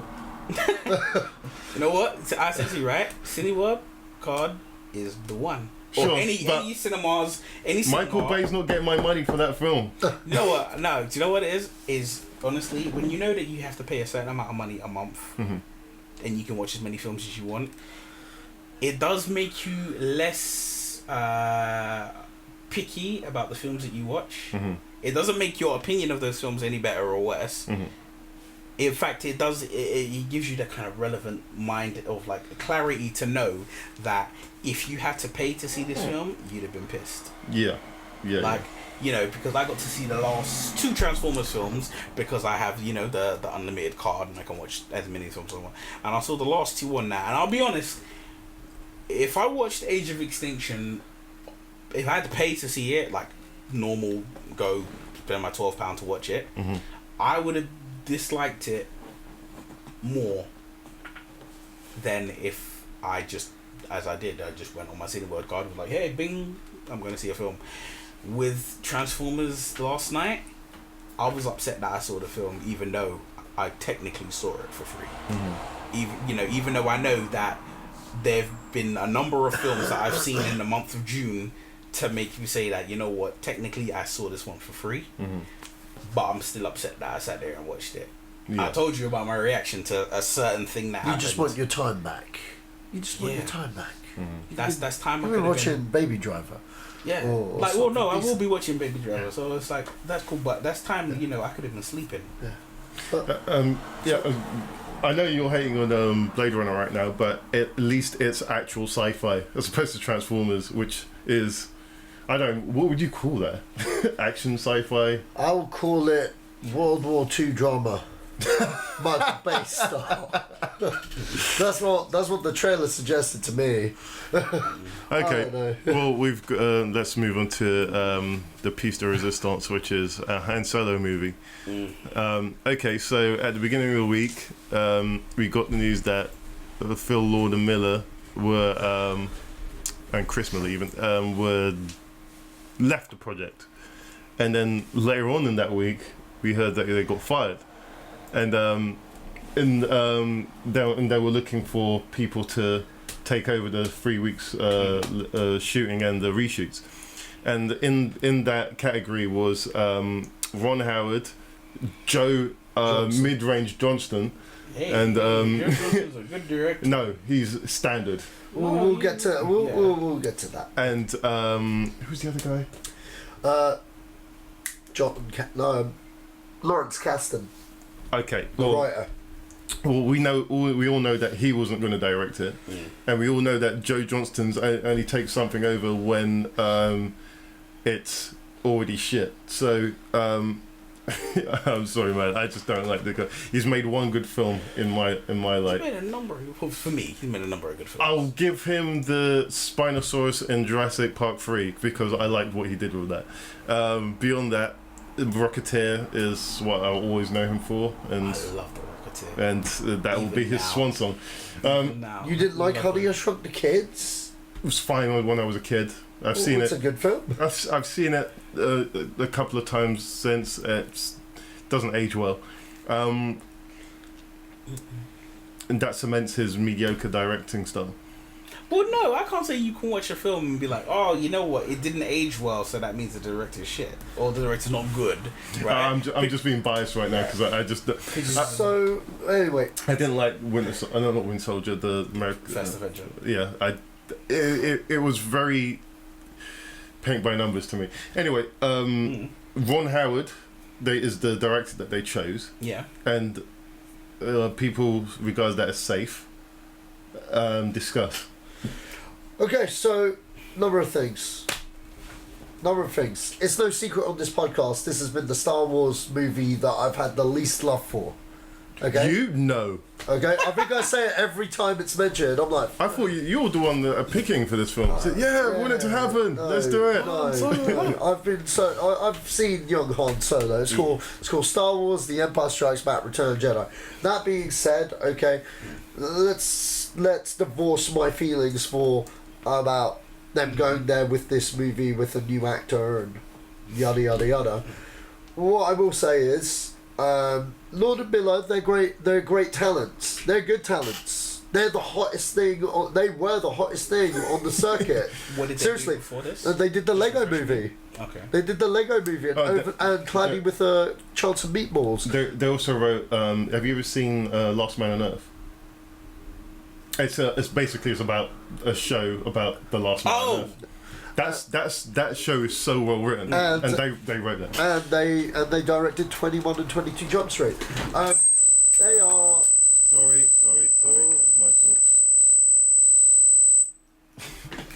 think dogs could hear that. So they are the hottest talent right now. Yeah. They were Warner Brothers really wanted them for the Flash. They really wanted to do the Flash, but then Kathleen Kennedy offered them Star Wars, and then they were like, "We love Star Wars. Star Wars or Flash." They went with Star Wars. Now here's the thing. Okay, here's the thing.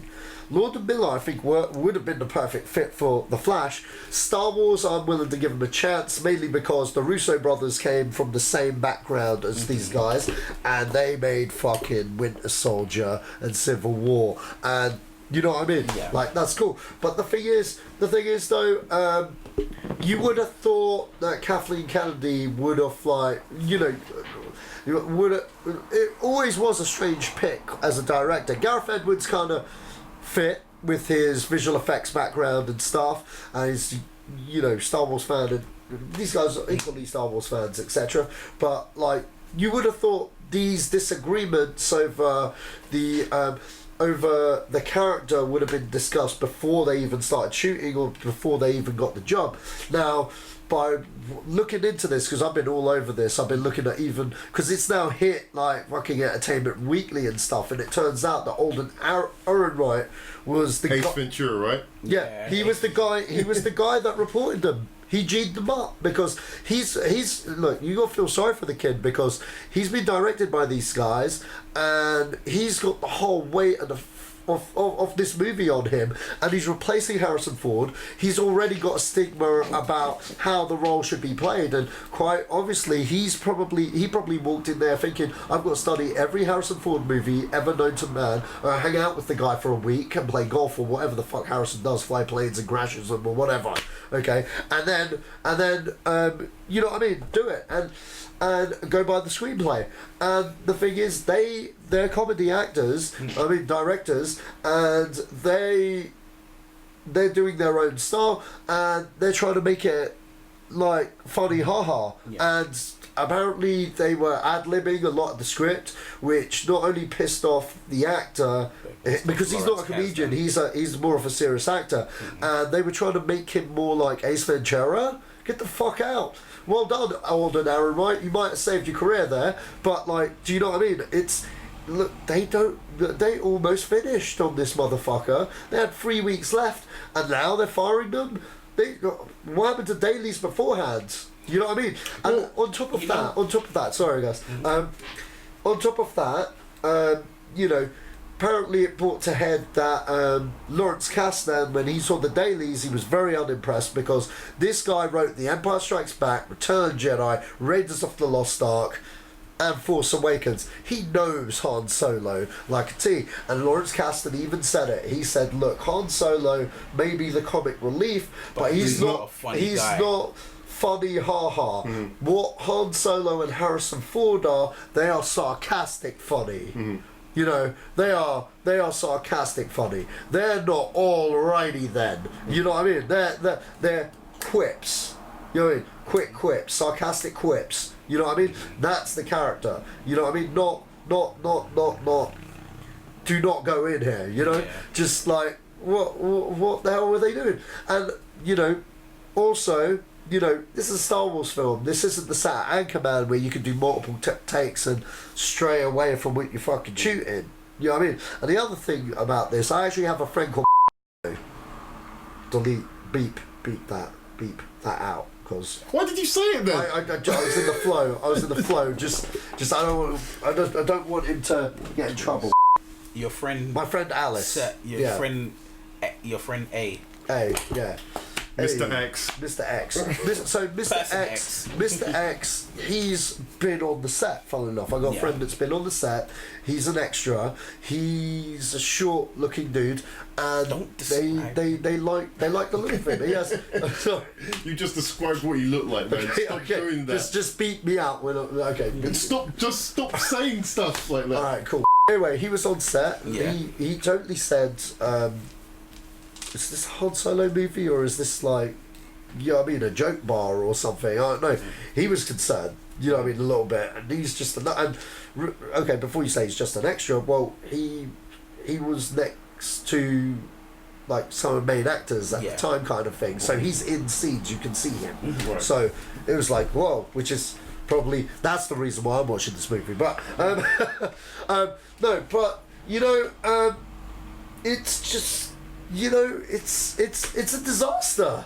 It's a friggin' disaster. But then, you know what? Out of those 3 choices of directors that they picked out, me personally, I would have went with Castan, mainly because he wrote the motherfucker. He is a director before. He knows the character inside out. He knows this world inside out better than anyone. And if it's because it's doing 3 weeks of photography and fixing his dialogue, then that shouldn't stray from what they've shot already. And also, it kind of cements him trying to make the best version of his script, kind of thing. That makes sense to me. That's not the popular choice, because the safe choice is Howard. No, actually it isn't Howard, it's Johnson. Johnson's the safer choice. Do you know why Johnson's the safer choice? Because this guy's done this 3 times in his career. He, like Wolfman, he came in for the Wolfman. That was directed by somebody else. Same scenario. My producers on that were friends with him. They're like, look, could you help me out, buddy? He was like, fine. People think my movies are crap anyway, so yeah, go. Boom. He's the safe guy. You know what I mean? I like Joe Johnson. I don't think he's that bad a director. I didn't say he was bad. I said he was mediocre. But I mean, like, I personally felt he did. I think he did quite a good job on the First Avenger myself. Yeah. But he did. It was mediocre. Yeah. But anyway. But I mean, Ron Howard. You know what? Ron Howard ain't gonna lose any sleep over this. No one's gonna blame Ron Howard if it's bad. But then if it's good, you don't know Star Wars fans. Yeah, but it's just they won't blame Ron Howard. It's a bad situation to be in, especially at this point. You know what I mean? They should have dealt with this ages ago. If this has been going on throughout the whole production, this should have been nipped in the bud from the start. You know what I mean? So it's it's interesting to see what they do. Maybe it's not a disaster. Maybe it's just 1 or 2 things. You know what I mean? We don't know. I'm talking like if I'm an expert, but I know as much as you guys, kind of thing. So do you know what I mean? Maybe it's just a few things. Maybe it's if they're confident that they can get someone to fix it and still stick by that release window, then fine. Because they did it with Rogue One. Rogue One had a similar thing, but it wasn't a disaster situation. It was a case of, hey, we finished the movie, we've shown it to Disney, they like the movie, but they want to change the ending completely, and they've given us an opportunity to film additional scene. Do you know what I mean? And we can still stick to the release date. So they've done it before, they can do it again. And Disney have confidence because it's Star Wars. They'll just throw more money at it, and they obviously have, because they've already spent money to get fucking Ron Howard into fray. So that people are doing their jobs well-ish, but I honestly do think they should have been spotted a lot earlier. But it does make me have a little bit of concern. You say that, but if Kathleen Kennedy is going to be one of these producers or head of Lucasfilm that isn't going to micromanage what the directors are doing, they should be free to do what she should. She knew who she was hiring. Yeah. And she knew what they have done previously, so she knew what she was getting. Yeah. So I'm not gonna particularly blame her because she's just one of the producers. Yeah, go on. Yeah. Sorry, just the reason I kind of interrupt on that is when, as you were saying it, I was looking behind you, and as I look behind you, I see the poster for Ghost Protocol. If I'm correct, John Lasseter did Ghost Protocol. No, that was what's his name? Brad Bird. Sorry. Yeah. Okay, and Brad Bird before this had done Pixar films. Yeah. Yeah. And he single-handedly saved Ratatouille. Right. Well, yeah, he did Disney and Pixar stuff. Yeah. And he went from that to Ghost Protocol. So sometimes when you say like you know what you're getting when you hire a director. Sometimes yes, sometimes no. You just because someone is really good at doing a particular genre doesn't mean that they can't do other genres. Yeah. I think I'm looking at the Han Solo situation, and immediately it just reminds me of the situations with Deadpool 2. which is why that director Tim Miller is no longer part of the project, and he's no longer part of the project because his vision, what he saw Deadpool 2 being, is not what Ryan Reynolds, the person who spearheaded to get the film done, it's not what he envisioned. Now, luckily enough, they got to the point of realizing that this wasn't going to work before cameras started rolling and whatnot. But I think with the Star Wars, and so you say about Kathleen Kennedy, is, to me, this woman was the only person who could have been put in the role that she's in. She's the only person. Because I remember seeing how many Spielberg films, how many Lucas films where her name kept popping up, right? It's clear she's been there from day dot. And it's clear that when she's been there, and she's been there with the creators of this. So, it's like, you listen to what she says. Because guess what? She's been there since day one. And really and truly, I mean, they must have, I feel like they hired those two not necessarily because they're good directors, but you hired them off the strength of the film that they made was sort of like technically a sleeper hit. You weren't okay, everyone knew you can go watch the Lego movie, but you weren't expecting the Lego movie to be as good as it was. Right? So it was a shock thing. It was a shock good film. Grab them. Right? But look at the directors that they've chosen for Force Awakens, for The Last Jedi, right? For Rogue One. They've chosen people who are not, they didn't choose people who were like, they didn't choose Quentin Tarantino or Steven Spielberg. They didn't choose these humongous auras. They didn't choose these planetary directors. They chose these very good directors who work well with, they work well when a lot of spotlight isn't on them. Right? You look at the films that these directors have made, right? When the spotlight's not there, they carve out good films. With these guys, technically the spotlight isn't there, but the film that they cranked out was the Lego movie. So, I mean, looking at the Lego movie, I wouldn't expect them to make the Han Solo movie and expect the performance to be like Han Solo, to be like freaking Ace Ventura. And you know what? Aldrich, what's his name? Right? Alden Ehrenreich. Alden Ehrenreich, right? Him, buddy, you don't worry, man. Neil's got your back. Right? Wherever you do something, Neil's got your back. I know that there's people, don't gross, don't snitch. Look, if you feel they're gonna ruin Star Wars, snitch. Snitch on them, right? Don't even try to have no anonymous tip. Go in there, dun, dun, yeah, me, the star. Go in there in full costume and say they're fucking up your movie. Because you know what? If the movie sucks, them directors might have to suffer a little bit for it. But guess what? They're not the front, they're not the cover, they're not on the poster. He is. So if this film, and you think if you ring off the top 5 most loved Star Wars characters, Han Solo's in that 5. And you can't fuck up no Han Solo film. Like, I feel sorry for whoever is next in line to play Wolverine, because Hugh Jackman been there from day 1 to day 12, right? He was there from the whole lot. Saga. He was there, right? So whoever plays him next, if the film is terrible, he's gonna get the blame. He's gonna get the blame more than any other actor, more than any other cast member. He's gonna get the blame because, well, you're the Wolverine now, and you fucked up. And it's same. So no, it's good that he dropped them in it, and he was like, "Nah, sorry, boys, you're fucking up this film, and you're supposed to be the person I listen to." Yeah, Kathleen. Yeah, we need to talk. So no, he's doing it right, but it's just, I think when you're talking about safe directors, Ron Howard or Joe Johnston or whoever, right? I'm just like, you know what? Where you said Lawrence Kasdan, the reason I wouldn't think he'd be a good choice is for one simple reason. What? Dreamcatchers. Forget what he wrote. Forget what he wrote. Yeah. Which Star Wars film did he direct? Well, he hasn't.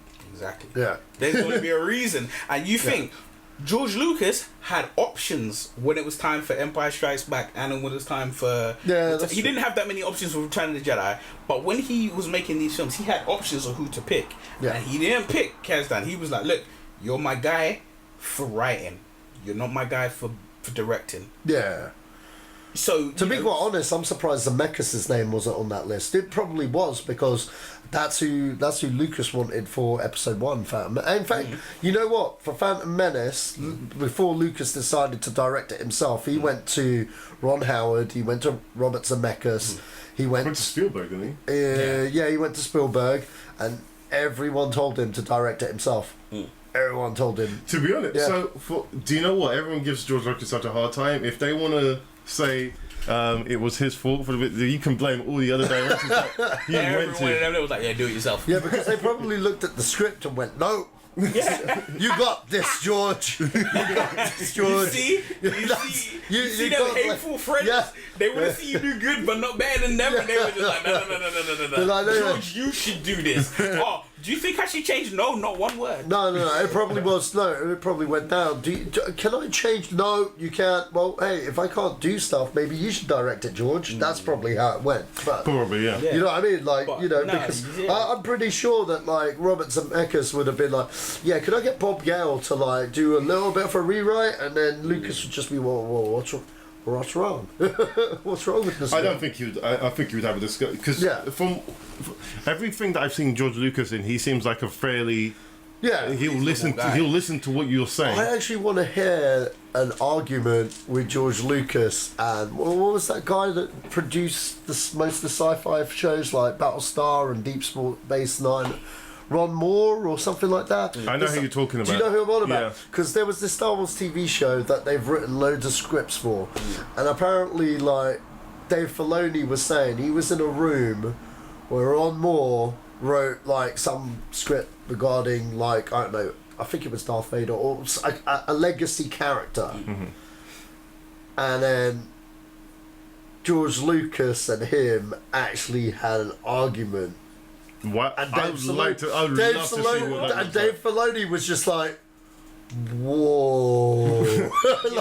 like that. But the thing was, it wasn't like, I hate you, fuck you, blah, blah, blah. But it was a discussion that turned into an argument about how the character was played and stuff. And he said out of all the 9 years he worked with George Lucas on the Clone Wars cartoon, he'd never seen him get so riled up. Wow. Because this guy was like, you know what I mean? He was like shocked. Yeah, look, this guy was just like proper, like, but the guy's even self-said. He's even said his point of view on the story, and he's like, yeah, it happened, and like, to be quite honest, it was it was an argument, but it was two passionate people about how we felt about something, and you know, they're still friends, they still speak, kind of thing. They're just not writing shows together, but obviously. But he said, you know, ultimately it was George's decision. You know what I mean? Which way they went with it, but he felt whose name's on the front of the building? Yeah. Whose name is it? Yeah. Okay. Yeah. Get the fuck out. I just you know what, it's bad because I feel like I do quite like George Lucas. I feel like he's a humble guy. Yeah. If he wasn't humble and he was more like the guy, the director of Transformers, then you'd feel more. This guy's kind of an arse. I feel like if you got George Lucas pissed enough, if you got him angry enough, I feel like he'd turn into like Christopher Walken. I feel like that would be the Hulk out moment. No. I think he'd be like, and he'd be like, no. You know, like the person cussing, and he'd be like, so whose name is on your checks? No, you know what? Like, you know what? I'd be like, no. Say the name. I'd be like, look, I know who I want. Say the name. Look, Lucasfilm. Remember that. So what film are we doing? Whatever you want, Judge. Well, I guess that I guess the one guy that met the fury of George was probably David Prowse. Yeah, but that's what I like about George Lucas. He just really exiled him. You know about Dave Prowse? I don't know that he got exiled. What happened? You don't know. He got exiled from day one, bro. Well, I mean, he's there. He's in.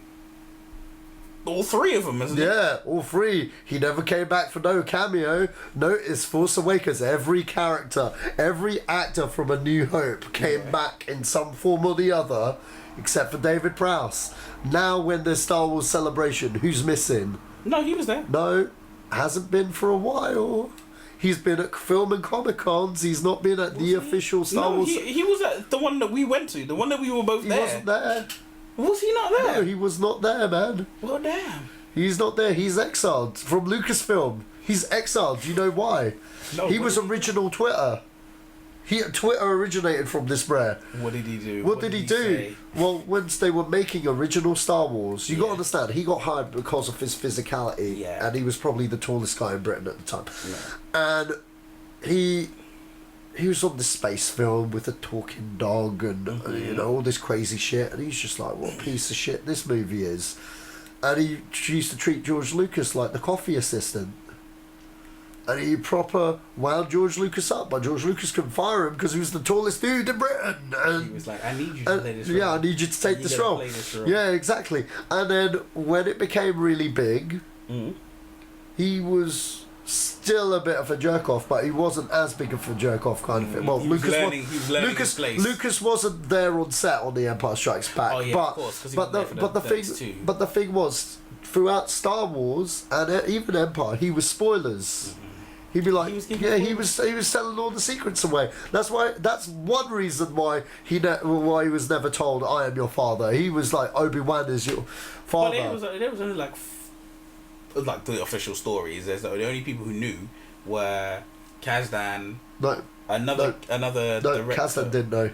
No, because he didn't. No, it wasn't in the script. No, because he said that it was a false page in the script. No, it wasn't. It was written as. This is the official story. This is what I've watched in many interviews. And many I'm going by what was said on the Empire DVD, but no, I'm literally like, if you can watch it, I'll send you the link today. Either way, they say it's a false page. And it says that no.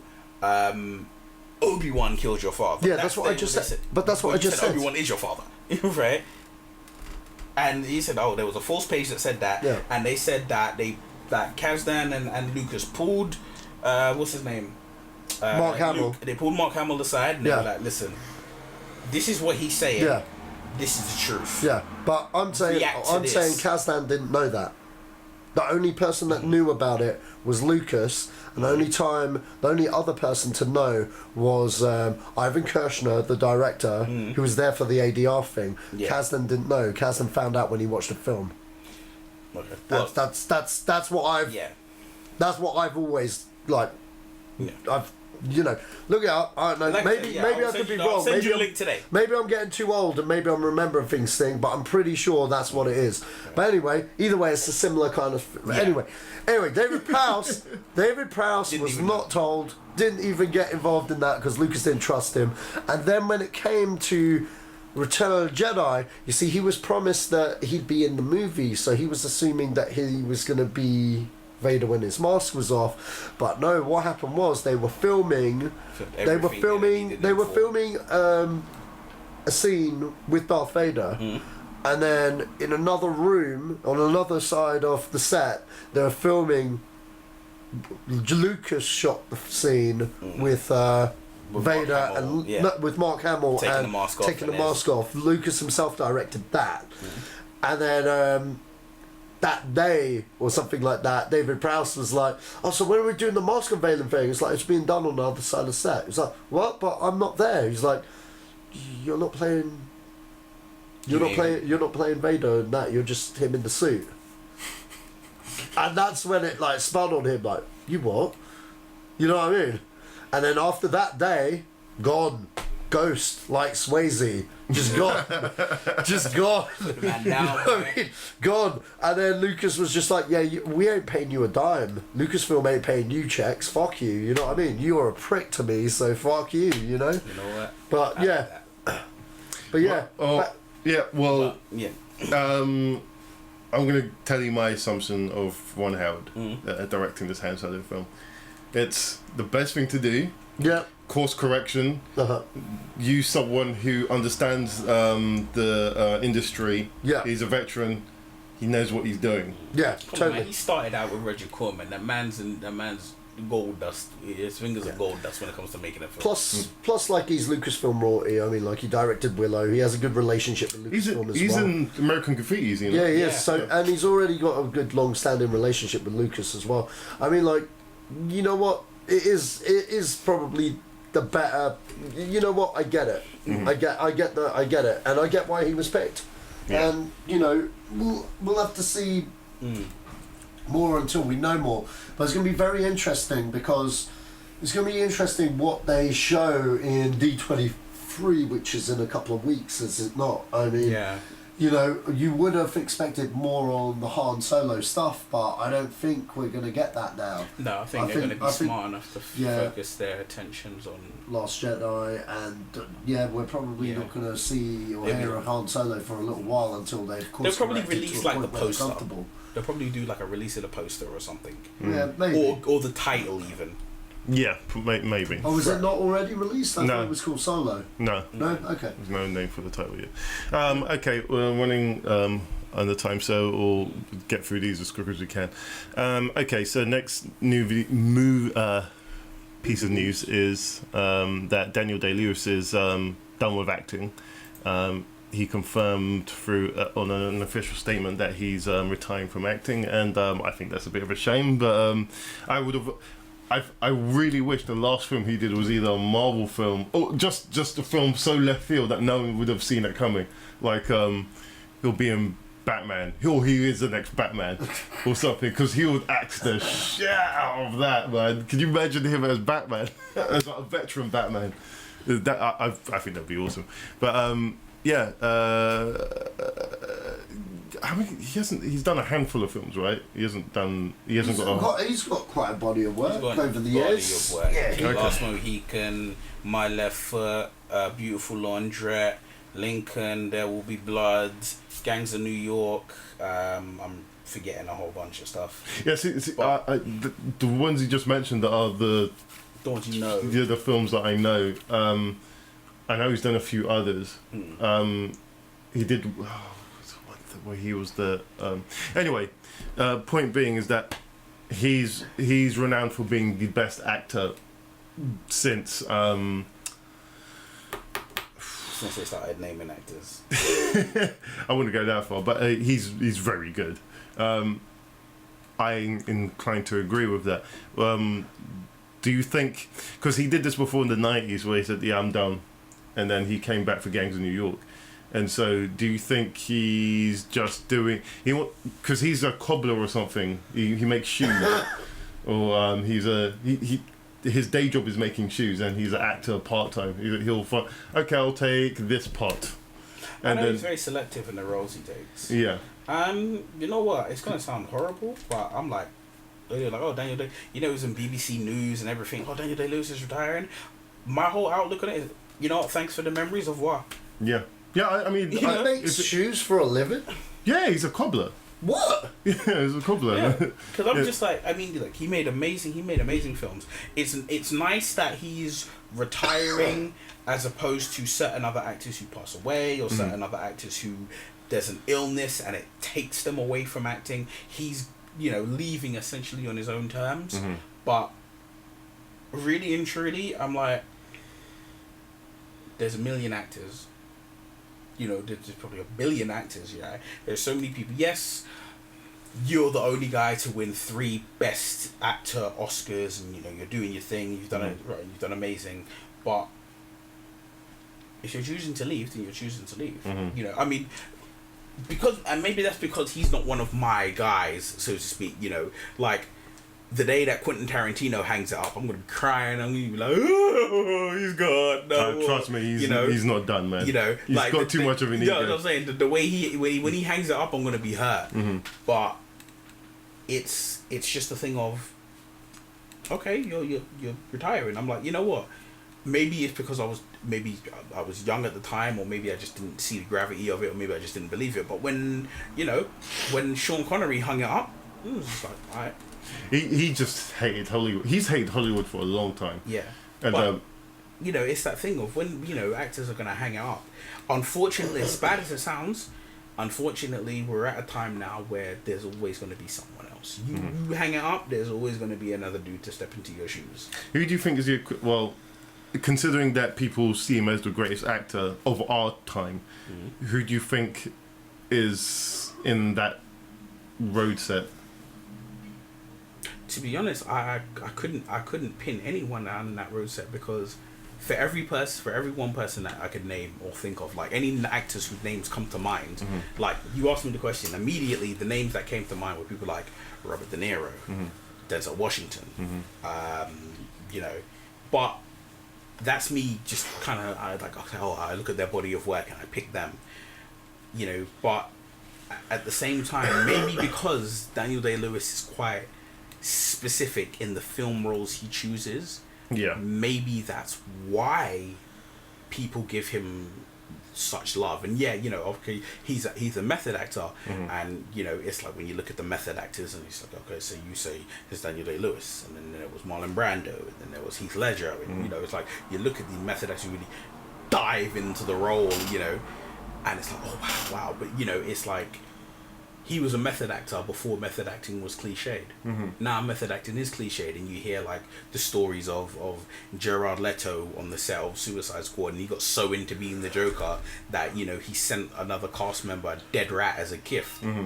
You know, and it's just that thing of, it's like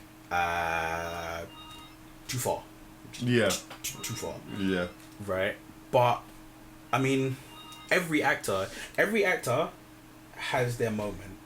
Some people just have their moment where a particular audience or the people who, I guess you could say, unofficially count, give them the recognition. So it's like, okay, you know, Daniel Day-Lewis has won the 3 Oscars for Best Actor.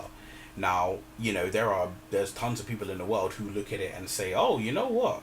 Well, Leonardo DiCaprio should have got 3 Oscars, you know, because he's done this role and this role and this role and this role. And there are people who will say, oh, Denzel Washington should have got it, or I don't know, who's another one, like, you know, Robert De Niro should have had it, or you know, there's tons, there's millions of actors that you could name, you know, people like Anthony Hopkins, why hasn't he got 3 Oscars, or you know, it's because of movies like Transformers: The Last Night, you know. But it's a thing of, it's like, I'm not trying to discredit or take away from anything that Daniel Day-Lewis has ever done, because every film I've seen him in, I've enjoyed, and I've thought he was amazing in it. But at the same time, it's just like, you know, it was like, you know, it's just, so what? Basically, it's just like, so what? Okay, you're retiring. Bruv, I listen to rap music. Jay-Z retired, came back. It don't mean nothing to me. It means nothing to me. You retired twice. Right? Yeah, it's like you step out and come back, and you step out again, and now you're coming back again. Like, hey, buddy, it's alright. You know what? I know that you feel right now you've done everything you need to do in your life, acting wise, and you feel like you're good and you're done and you can step away. It's alright. Let them offer you that new money. You might come back. Maybe not. Maybe. Sach, what do you make of this? Yeah, till next time, buddy. That's what I feel. I mean, like, yeah, he retired once. I mean, he's probably serious. I mean, like, I know with Connery, he just fucking hate producers. Like James Bond, he got in a fucking big, massive fallout with, like, Albert R. Broccoli over Bond. You know, he was just tired. He was just tired of the role. You know, he'd done it like 6 times already at that point. He was just like, fuck it, you know. And you know, he just thought Hollywood was full of idiots. You know what I mean? He's not half wrong, but you know what I mean. He just hated dealing with them. And I think League of Extraordinary Gentlemen was full of idiots, and he was just like, and that was the last straw, and that was a Fox film, so. You know, Daniel Day-Lewis, for whatever reason he wants to retire, fair enough, good on him, he deserves it, and he goes out on top still, undisputed champion of the world, of being one of the best talents out there to ever walk the earth. The man Stone Cold, or Stone Cold Steve Austin, exactly. And you know, that's cool if he wants to do that now, but you know, if he comes back again, you know, it's gonna be whatever that movie he comes back for is gonna be all the hype. You know what I mean? It's gonna be the most hype thing since sliced bread. It's going to be like, that big. I'm going to put this out there. I reckon he's Snoke. Okay, so going on to the next story, and that's Wonder Woman 2. Head of DC, Jeff Johns even confirms that Patty Jenkins and himself is working on a treatment for the sequel. Do you think that's a good idea? Yes, because it's Jeff Jones. Come on. Wow, they're allowing him to write movies. That's awesome. I wish he finished his Batman with Ben Affleck, but this is brilliant news. Patty Jenkins is back. That's fantastic news. They need all the wins they can get. This is a positive win. This is the most positive thing I can say about the DCU ever. I remember arguing with you every podcast. I know, but I didn't realise. You know what? I was done after Batman versus Superman. I'm like, fuck this shit. I'm done. But you know what? Like, Gal Gadot is Wonder Woman. I believe it. I'm sorry I ever doubted you. There we go. I'll eat a hat. Who's got a hat? I'll eat it. I'll eat it live. I like it. All right, I'm going to eat your hat. I specifically said you should eat my PS4.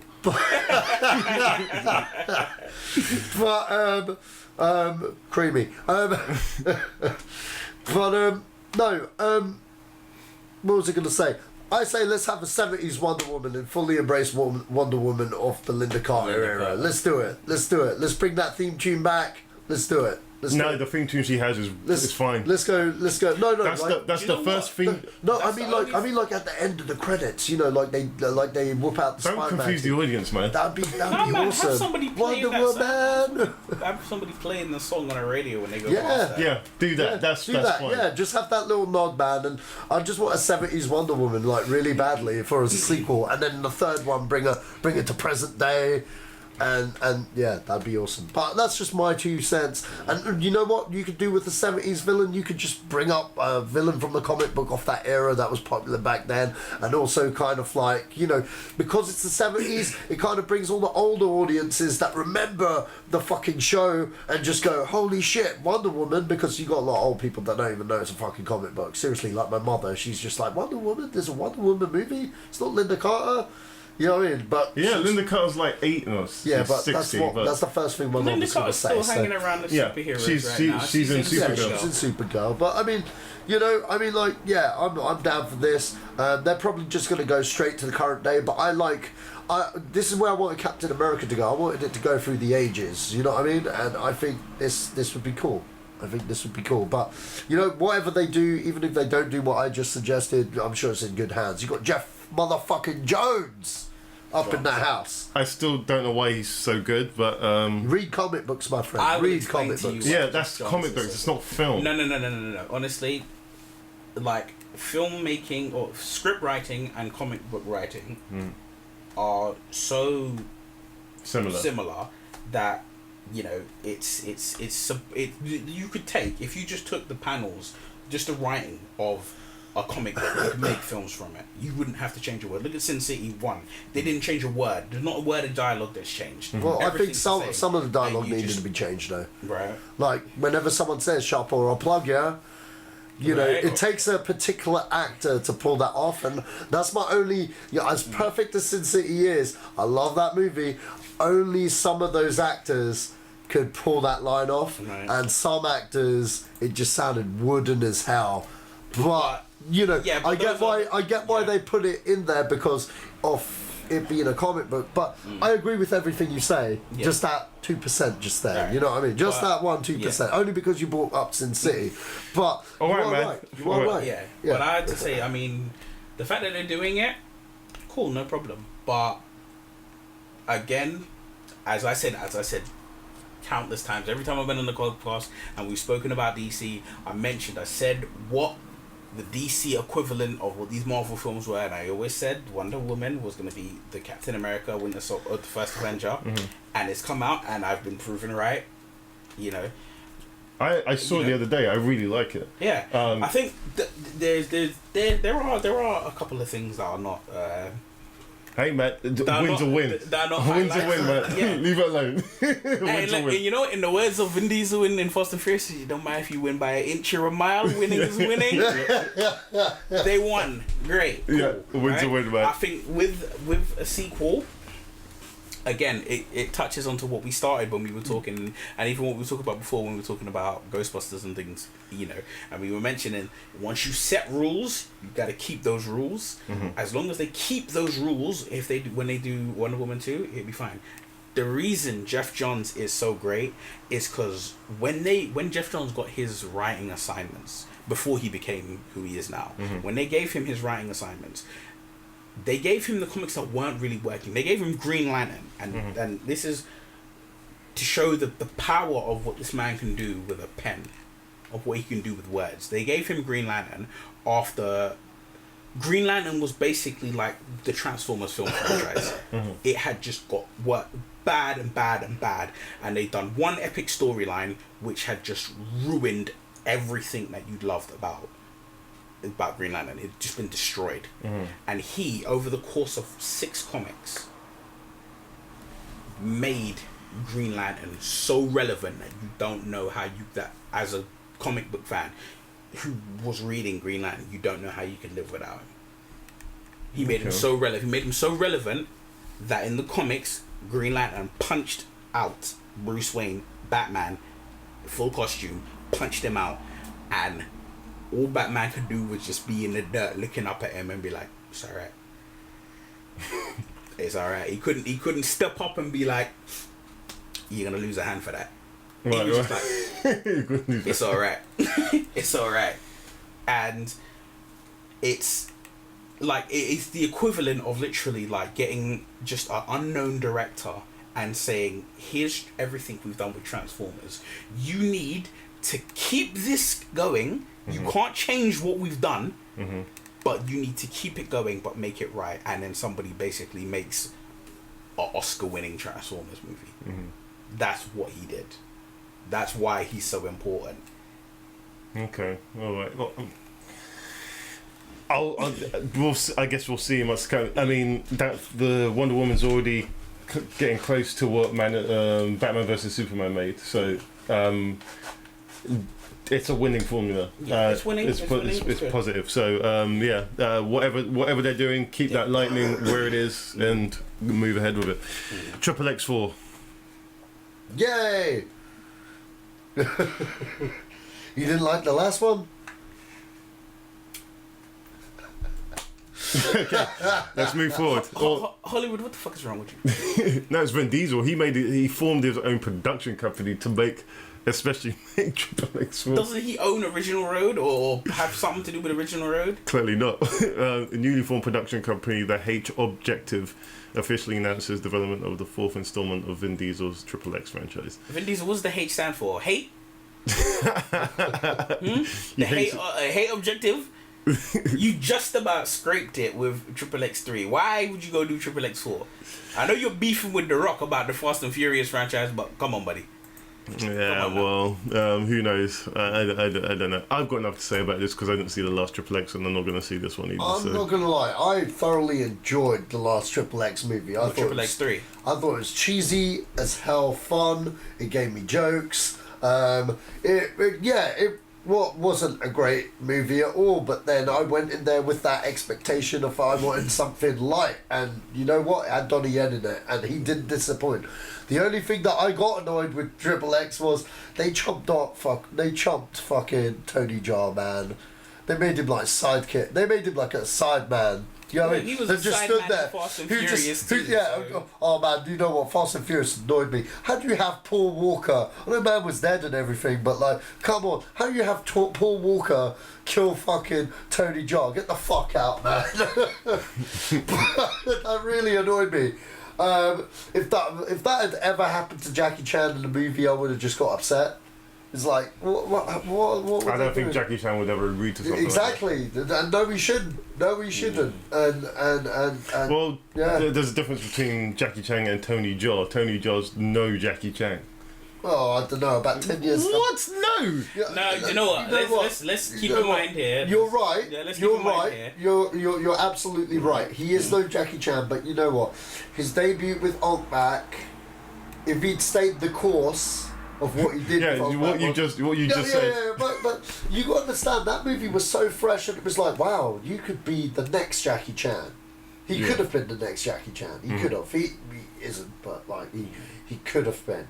I hope Tony Jaa one day you go back to greatness and come out with some kick-ass martial arts movie that's so fucking great that like we just forgive you and just go, yeah, cool. You know what they need to do? What? To bring him back to the spectacle? Make him the villain in whatever the next film is that involves the cast from the Raid 1 and 2. Make him the bad guy and make the guy from the Raid and him, that's the final battle. Make it as long and as in depth and as powerful as that fight in the Raid 2 in the kitchen, and then Tony Jaa will be the guy again. Oh man, I love the Raid. The Raid is just so fucking good. Yeah, But back to Triple X 4, yeah, cool man, whatever. I think when Fast and Furious is done, he's just probably Triple X in the shit. So hey, you know. Well, good luck to him. Okay, so that's it for the news. I was going to have another story topic, but we'll move that on to next week.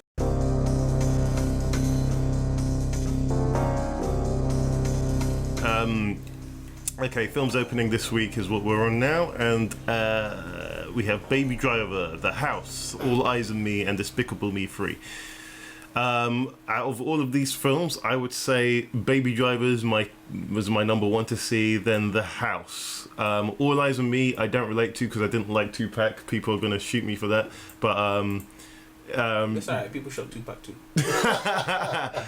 in the area that Biggie and Tupac were doing their thing, I was still listening to Wu-Tang. I generally just thought I connected with that a lot better than gangster rap. And so I don't Tupac means nothing to me in that sense. Okay. So yeah, I'm glad they've made a film about him, but that's I'll that. have something to say about that when we do that film. No. These are the two films that that I want to see: the Baby Driver and The House. And what out of these films? I want to see Baby Driver. I mean, generally, I'm going to see all four of the films there. Baby Driver, The House, All Eyes on Me, Despicable Me. Oh, yeah, you got the card of it. Yeah. Okay. You see the luxuries? Yeah. But, honestly, I mean, of all of those films, Baby Driver is the one I want to see the most. The House, there's only one reason I want to see that. The House, I mean, it's going to be like the kind of your typical comedies that come out every year. Yeah. So I'll watch it. I'm not expecting much from it. I've seen the trailer and it's just like, okay, I'll watch it, and if it's great, it's great. If it's not, it's not. All Eyes on Me. There's a trailer that we reviewed a couple of weeks ago, and there's a part where Will Ferrell's got the axe in his hand, and he's just doing this dance with the axe. He's like, "We're gonna kill you." Yeah, no. I've seen it. That tickled me in such a way that he sold me. I've got to see this. But sorry. All Eyes on Me. Do you know what? I actually don't want to see the film, if I'm all honest, because as you said, Tupac meant nothing to you. Tupac meant the world to me. See, there you go. Right? This is so. He meant the world to me. Why don't you want to see this then? Because the thing is, with Biggie, with NWA, you can make films about their career, about their rise up and them doing everything, and it could be fine because you can stick to this period of time and it works. You can talk about these key moments in their life and then weave your way through their histories and everything they did, and it's fine because they're not one dimensional, but everything that happened to them comes to you technically in quite a neat bow. Whereas, it's like, okay, their families, it's like their life starts with the immediate family. So for Biggie, it starts with his mum. And how it starts with his mum is his mum, hardworking Jamaican woman. She moved to America, provide a better life for her and her son, doing everything she can, raising him up, and him getting into the street life, doing everything. I said, fine, no problems. NWA, there was 4 of them, and it was like you obviously you focus on Dre and Ice Cube because they are the 2 most famous ones now, and their interactions with people and everything. All right, cool, and it's a nice neat bow, and it's like it has, it's a nice neat bow. It's got a happy ending to a degree because Ice Cube and Dr. Dre become who they are today, and everything's lovely. Tupac doesn't work like that. Tupac isn't a movie. Tupac is a Netflix TV show with 2 seasons. Because everything, like I said, he meant the world to me. I paid attention to everything that was going on with Tupac. And there are so many things that came and went with him. Even before you get to his birth, the fact that, his mother was an original Black Panther. Right, she wasn't just I mean this in no way of disrespect, but his mother wasn't your standard atypical stuck in an American ghetto Black woman who's hardworking, trying to provide a better life for her children. She was an activist. She was down for the cause. She weren't playing games. It wasn't just her son and her daughter who were the be all and end all of her life. Her life, she looked at that and she was like, I need to educate all Black people. I need to get all these Black people in America to get up and rise up. I need all of them to have their head straight, focused. Don't be dealing with this drugs. Don't be doing it. She was a proper activist. The reason his name is Tupac Shakur is Tupac. She named him after, I believe it was a poet of some kind of. Right? I believe it was a poet. She named him after a poet. Right? Everything that happened, all the things that she taught him, and Tupac's life, it's like everybody a lot of people look at it and they're like, Tupac, West Side, and that's how they leave it, he was down with Suge and done. I'm like, no. See, this Tupac, is what you just said to me is what I want to see. I'm like, hell no. I want to see that. You got to talk about the fact that Tupac, firstly, everybody, they think of Tupac, they think West Side, California. That man, that's what the trailer's like as well. Not West Side. That man's music career began long before he touched down in Los Angeles, in California. That man had albums, not an album, albums out there before he was down in... Talking about Machiavelli? No, I mean, like Tupacalypse Now. What was another? Me Against the World, right? He had albums. Thug Life. He had albums that were done before he was down on the West Coast. Right, it was him going to, he was down with, I believe they were called Digital Underground. Oh, really? Right? Yes. Holy cow! The Humpty song. Yeah, Humpty Hump. Holy Tupac was down with them from way back, and you got to remember also, Tupac was in films. You got to think Juice. Oh yeah, Tupac that's right. Was in Juice, he was. Right? Do you know what? He was a good actor. He was opposite. Right, Gridlocked. Was it Poetic Justice? Oh, what? When he's Jim Belushi? No, the other guy, the British dude. Tim Roth. Yes. Yeah, that was no. I don't think that was Gridlocked. I can't remember the title of that one. But that's when I first saw. Well, this guy can act. Right. Yeah. But it's literally the amount of his work, the amount of things that he had done long before people knew him as West Side Tupac, on all of that. It's the amount of things that he went into, and it's like I said, you can't put it in. Look, I'm right here right now and looking at the things that he was in. So he was in, I mean, this is a classic film, I was gonna name it. He was in that film Nothing But Trouble with Dan Aykroyd, Demi Moore, Chevy Chase. Cow. He's in that because he's part of Digital Underground, and they perform. One of the songs is in there. Right. He's in Juice. He was in A Different World. He was in Poetic Justice. He was in Above the Rim. A Different World TV series. Yeah. Okay. He was in Above the Rim. He was in Bullet. He was in Gridlocked, which was with Tim Ross. He was in Gang Related with Belushi. Right, so he's in so many films. Right, there's the altercation between him and the directors, the Hughes brothers, directors of Menace to Society. No way. Because he was supposed to be in Menace to Society, and through some altercation or something that happened between them, they distance themselves from him. So that's what I'm saying. There's so much. He was a poet. He some of his best friends were Jada Pinkett, Janet Jackson. He was friends with these people because he studied with them. When they were studying acting, he was studying with them. So his life is so much more in depth, and it's when you take away from the controversies of the thing about the rapes and the thing about him getting shot in the lobby and the hit 'em up song, you claim to be a player but I fucked your wife, all of that, skip all of, miss me by that. Everyone knows about that. Tell me about the Pac that people don't touch on. The Tupac, I don't want to know about hit 'em up Tupac. I want to know about Dear Mama Tupac, right? Because right now, if you said to some kid, name me 3 songs from Tupac, Hit 'em Up, California Love, and Changes. That's what they're gonna name.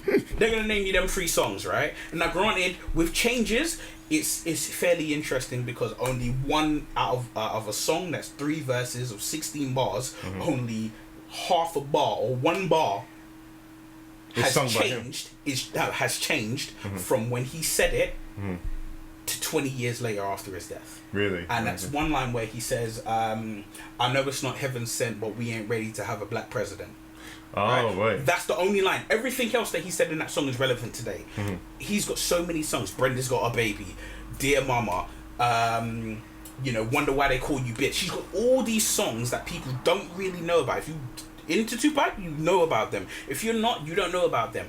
And these are the parts of Tupac that film is not going to touch on. That film, All Eyes on Me, is named after technically the last studio album that he was released with him alive. Right. Because the next album came out was Machiavelli, and he was dead by the time it was released. Right? But literally, All Eyes on Me, and the thing is, everybody remembers All Eyes on Me because it was the album of his. It was the black cover. It was him with Suge Knight, the Death Row, the beginning of his Death Row thing. They forget that the last album he did before that was Me Against the World, and it had the song Me Against the World. And if you listen to the song Me Against the World, you get a very different opinion of Tupac. The biggest song on that album is Dear Mama. You listen to Dear Mama, you have a very different opinion of Tupac.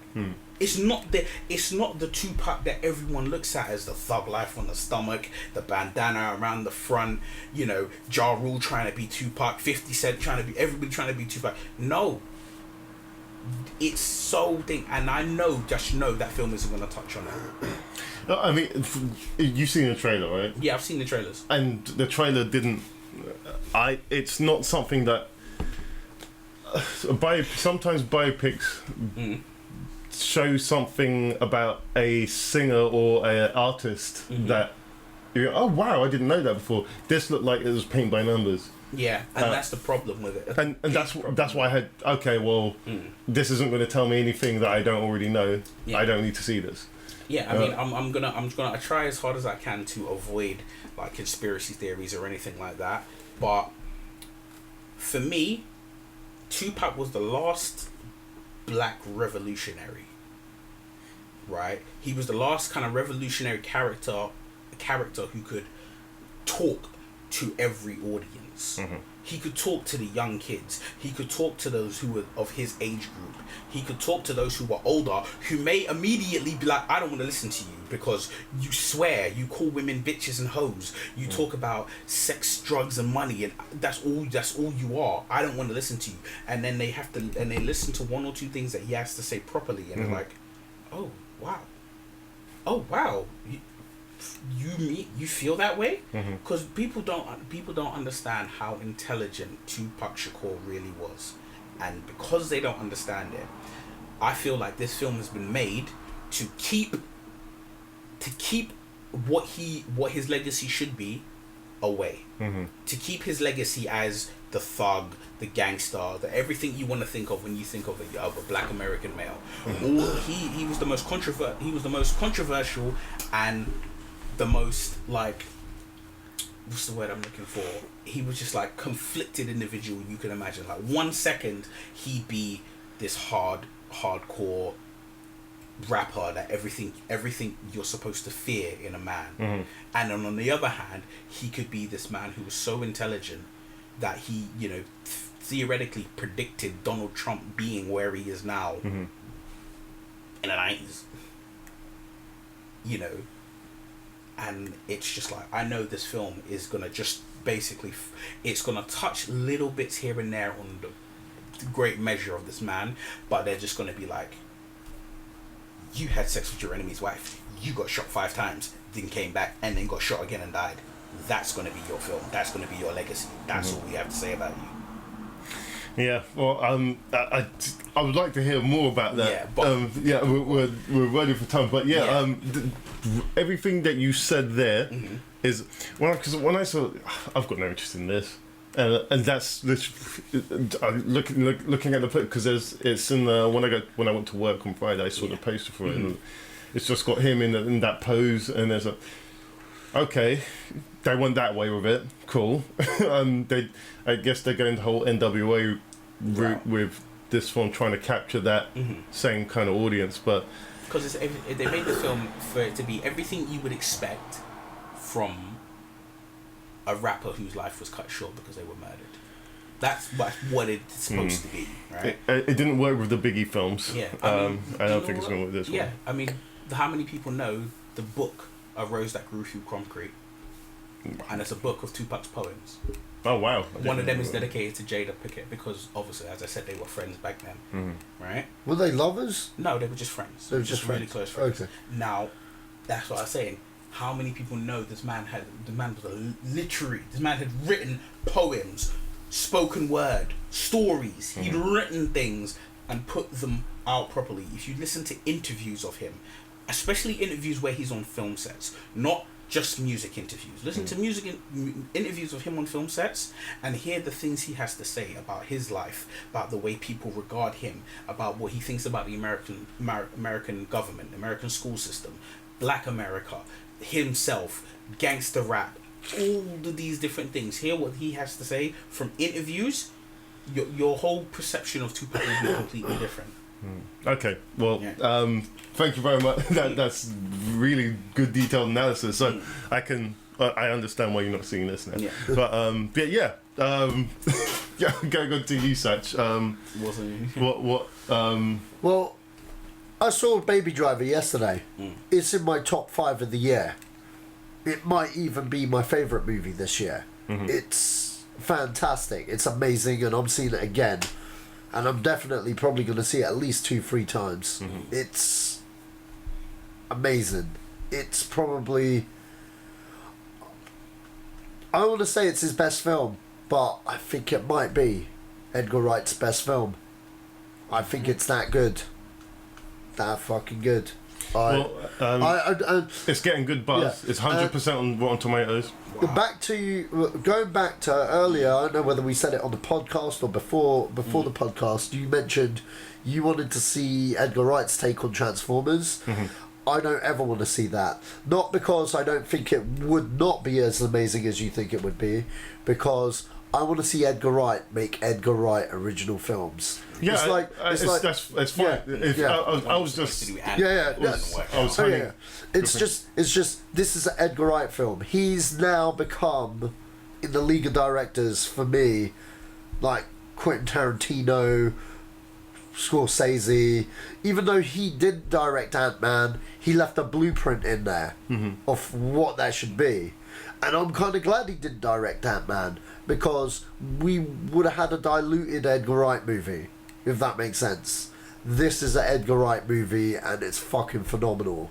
And his directional style has totally improved a lot. And I've noticed that since the Scott Pilgrim days, he's borrowed a lot from anime, because there are some anime-esque shots. He's always liked anime. I know he has, but like I think this movie, like Scott Pilgrim and this movie had shots where it was like, wow, that's like an anime panel kind of thing. Wow, that's really cool. Like, it has some really cool things.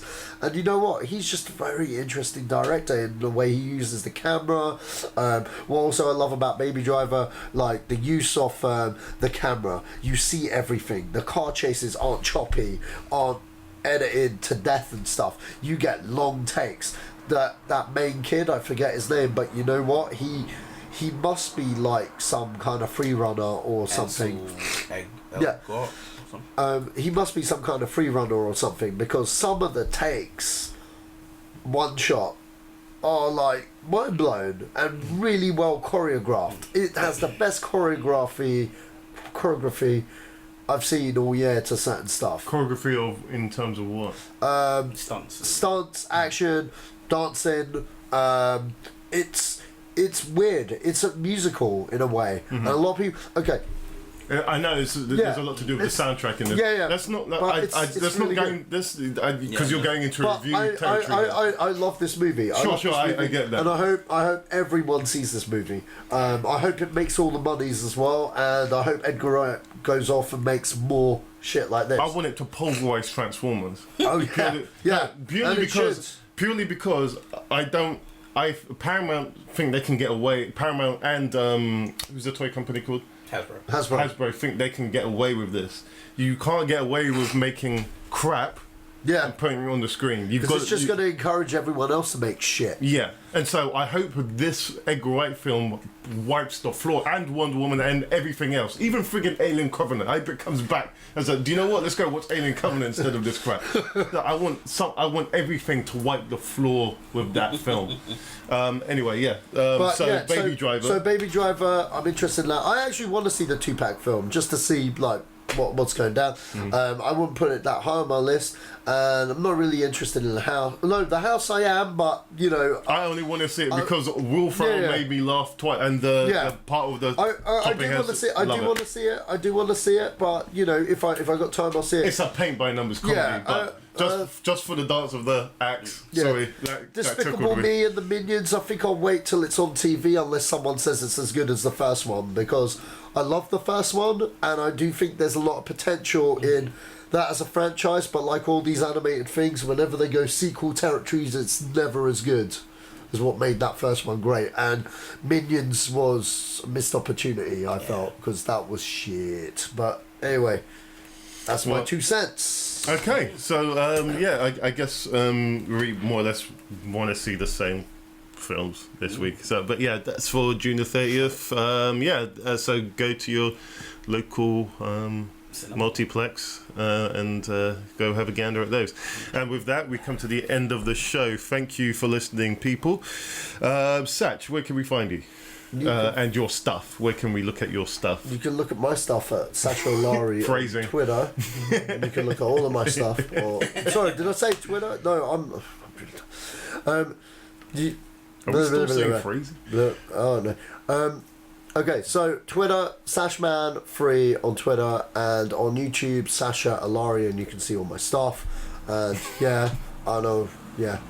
That's alright. Do you know what? I'm going to get you a shirt made. You can see all my stuff here. You can see all my stuff. That's freaking awesome. I'm going to do that for you, man. See all my stuff. We can. It'll just have your Twitter handle at the bottom of that.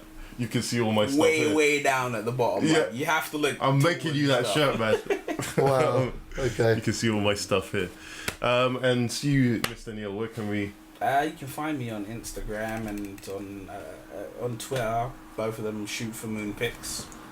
Shoot for Moon Pics. Yeah, I'm going to have to make you a shirt like that as well. Shoot for Moon Pics. I was going to know what that is, but there's what's that shirt?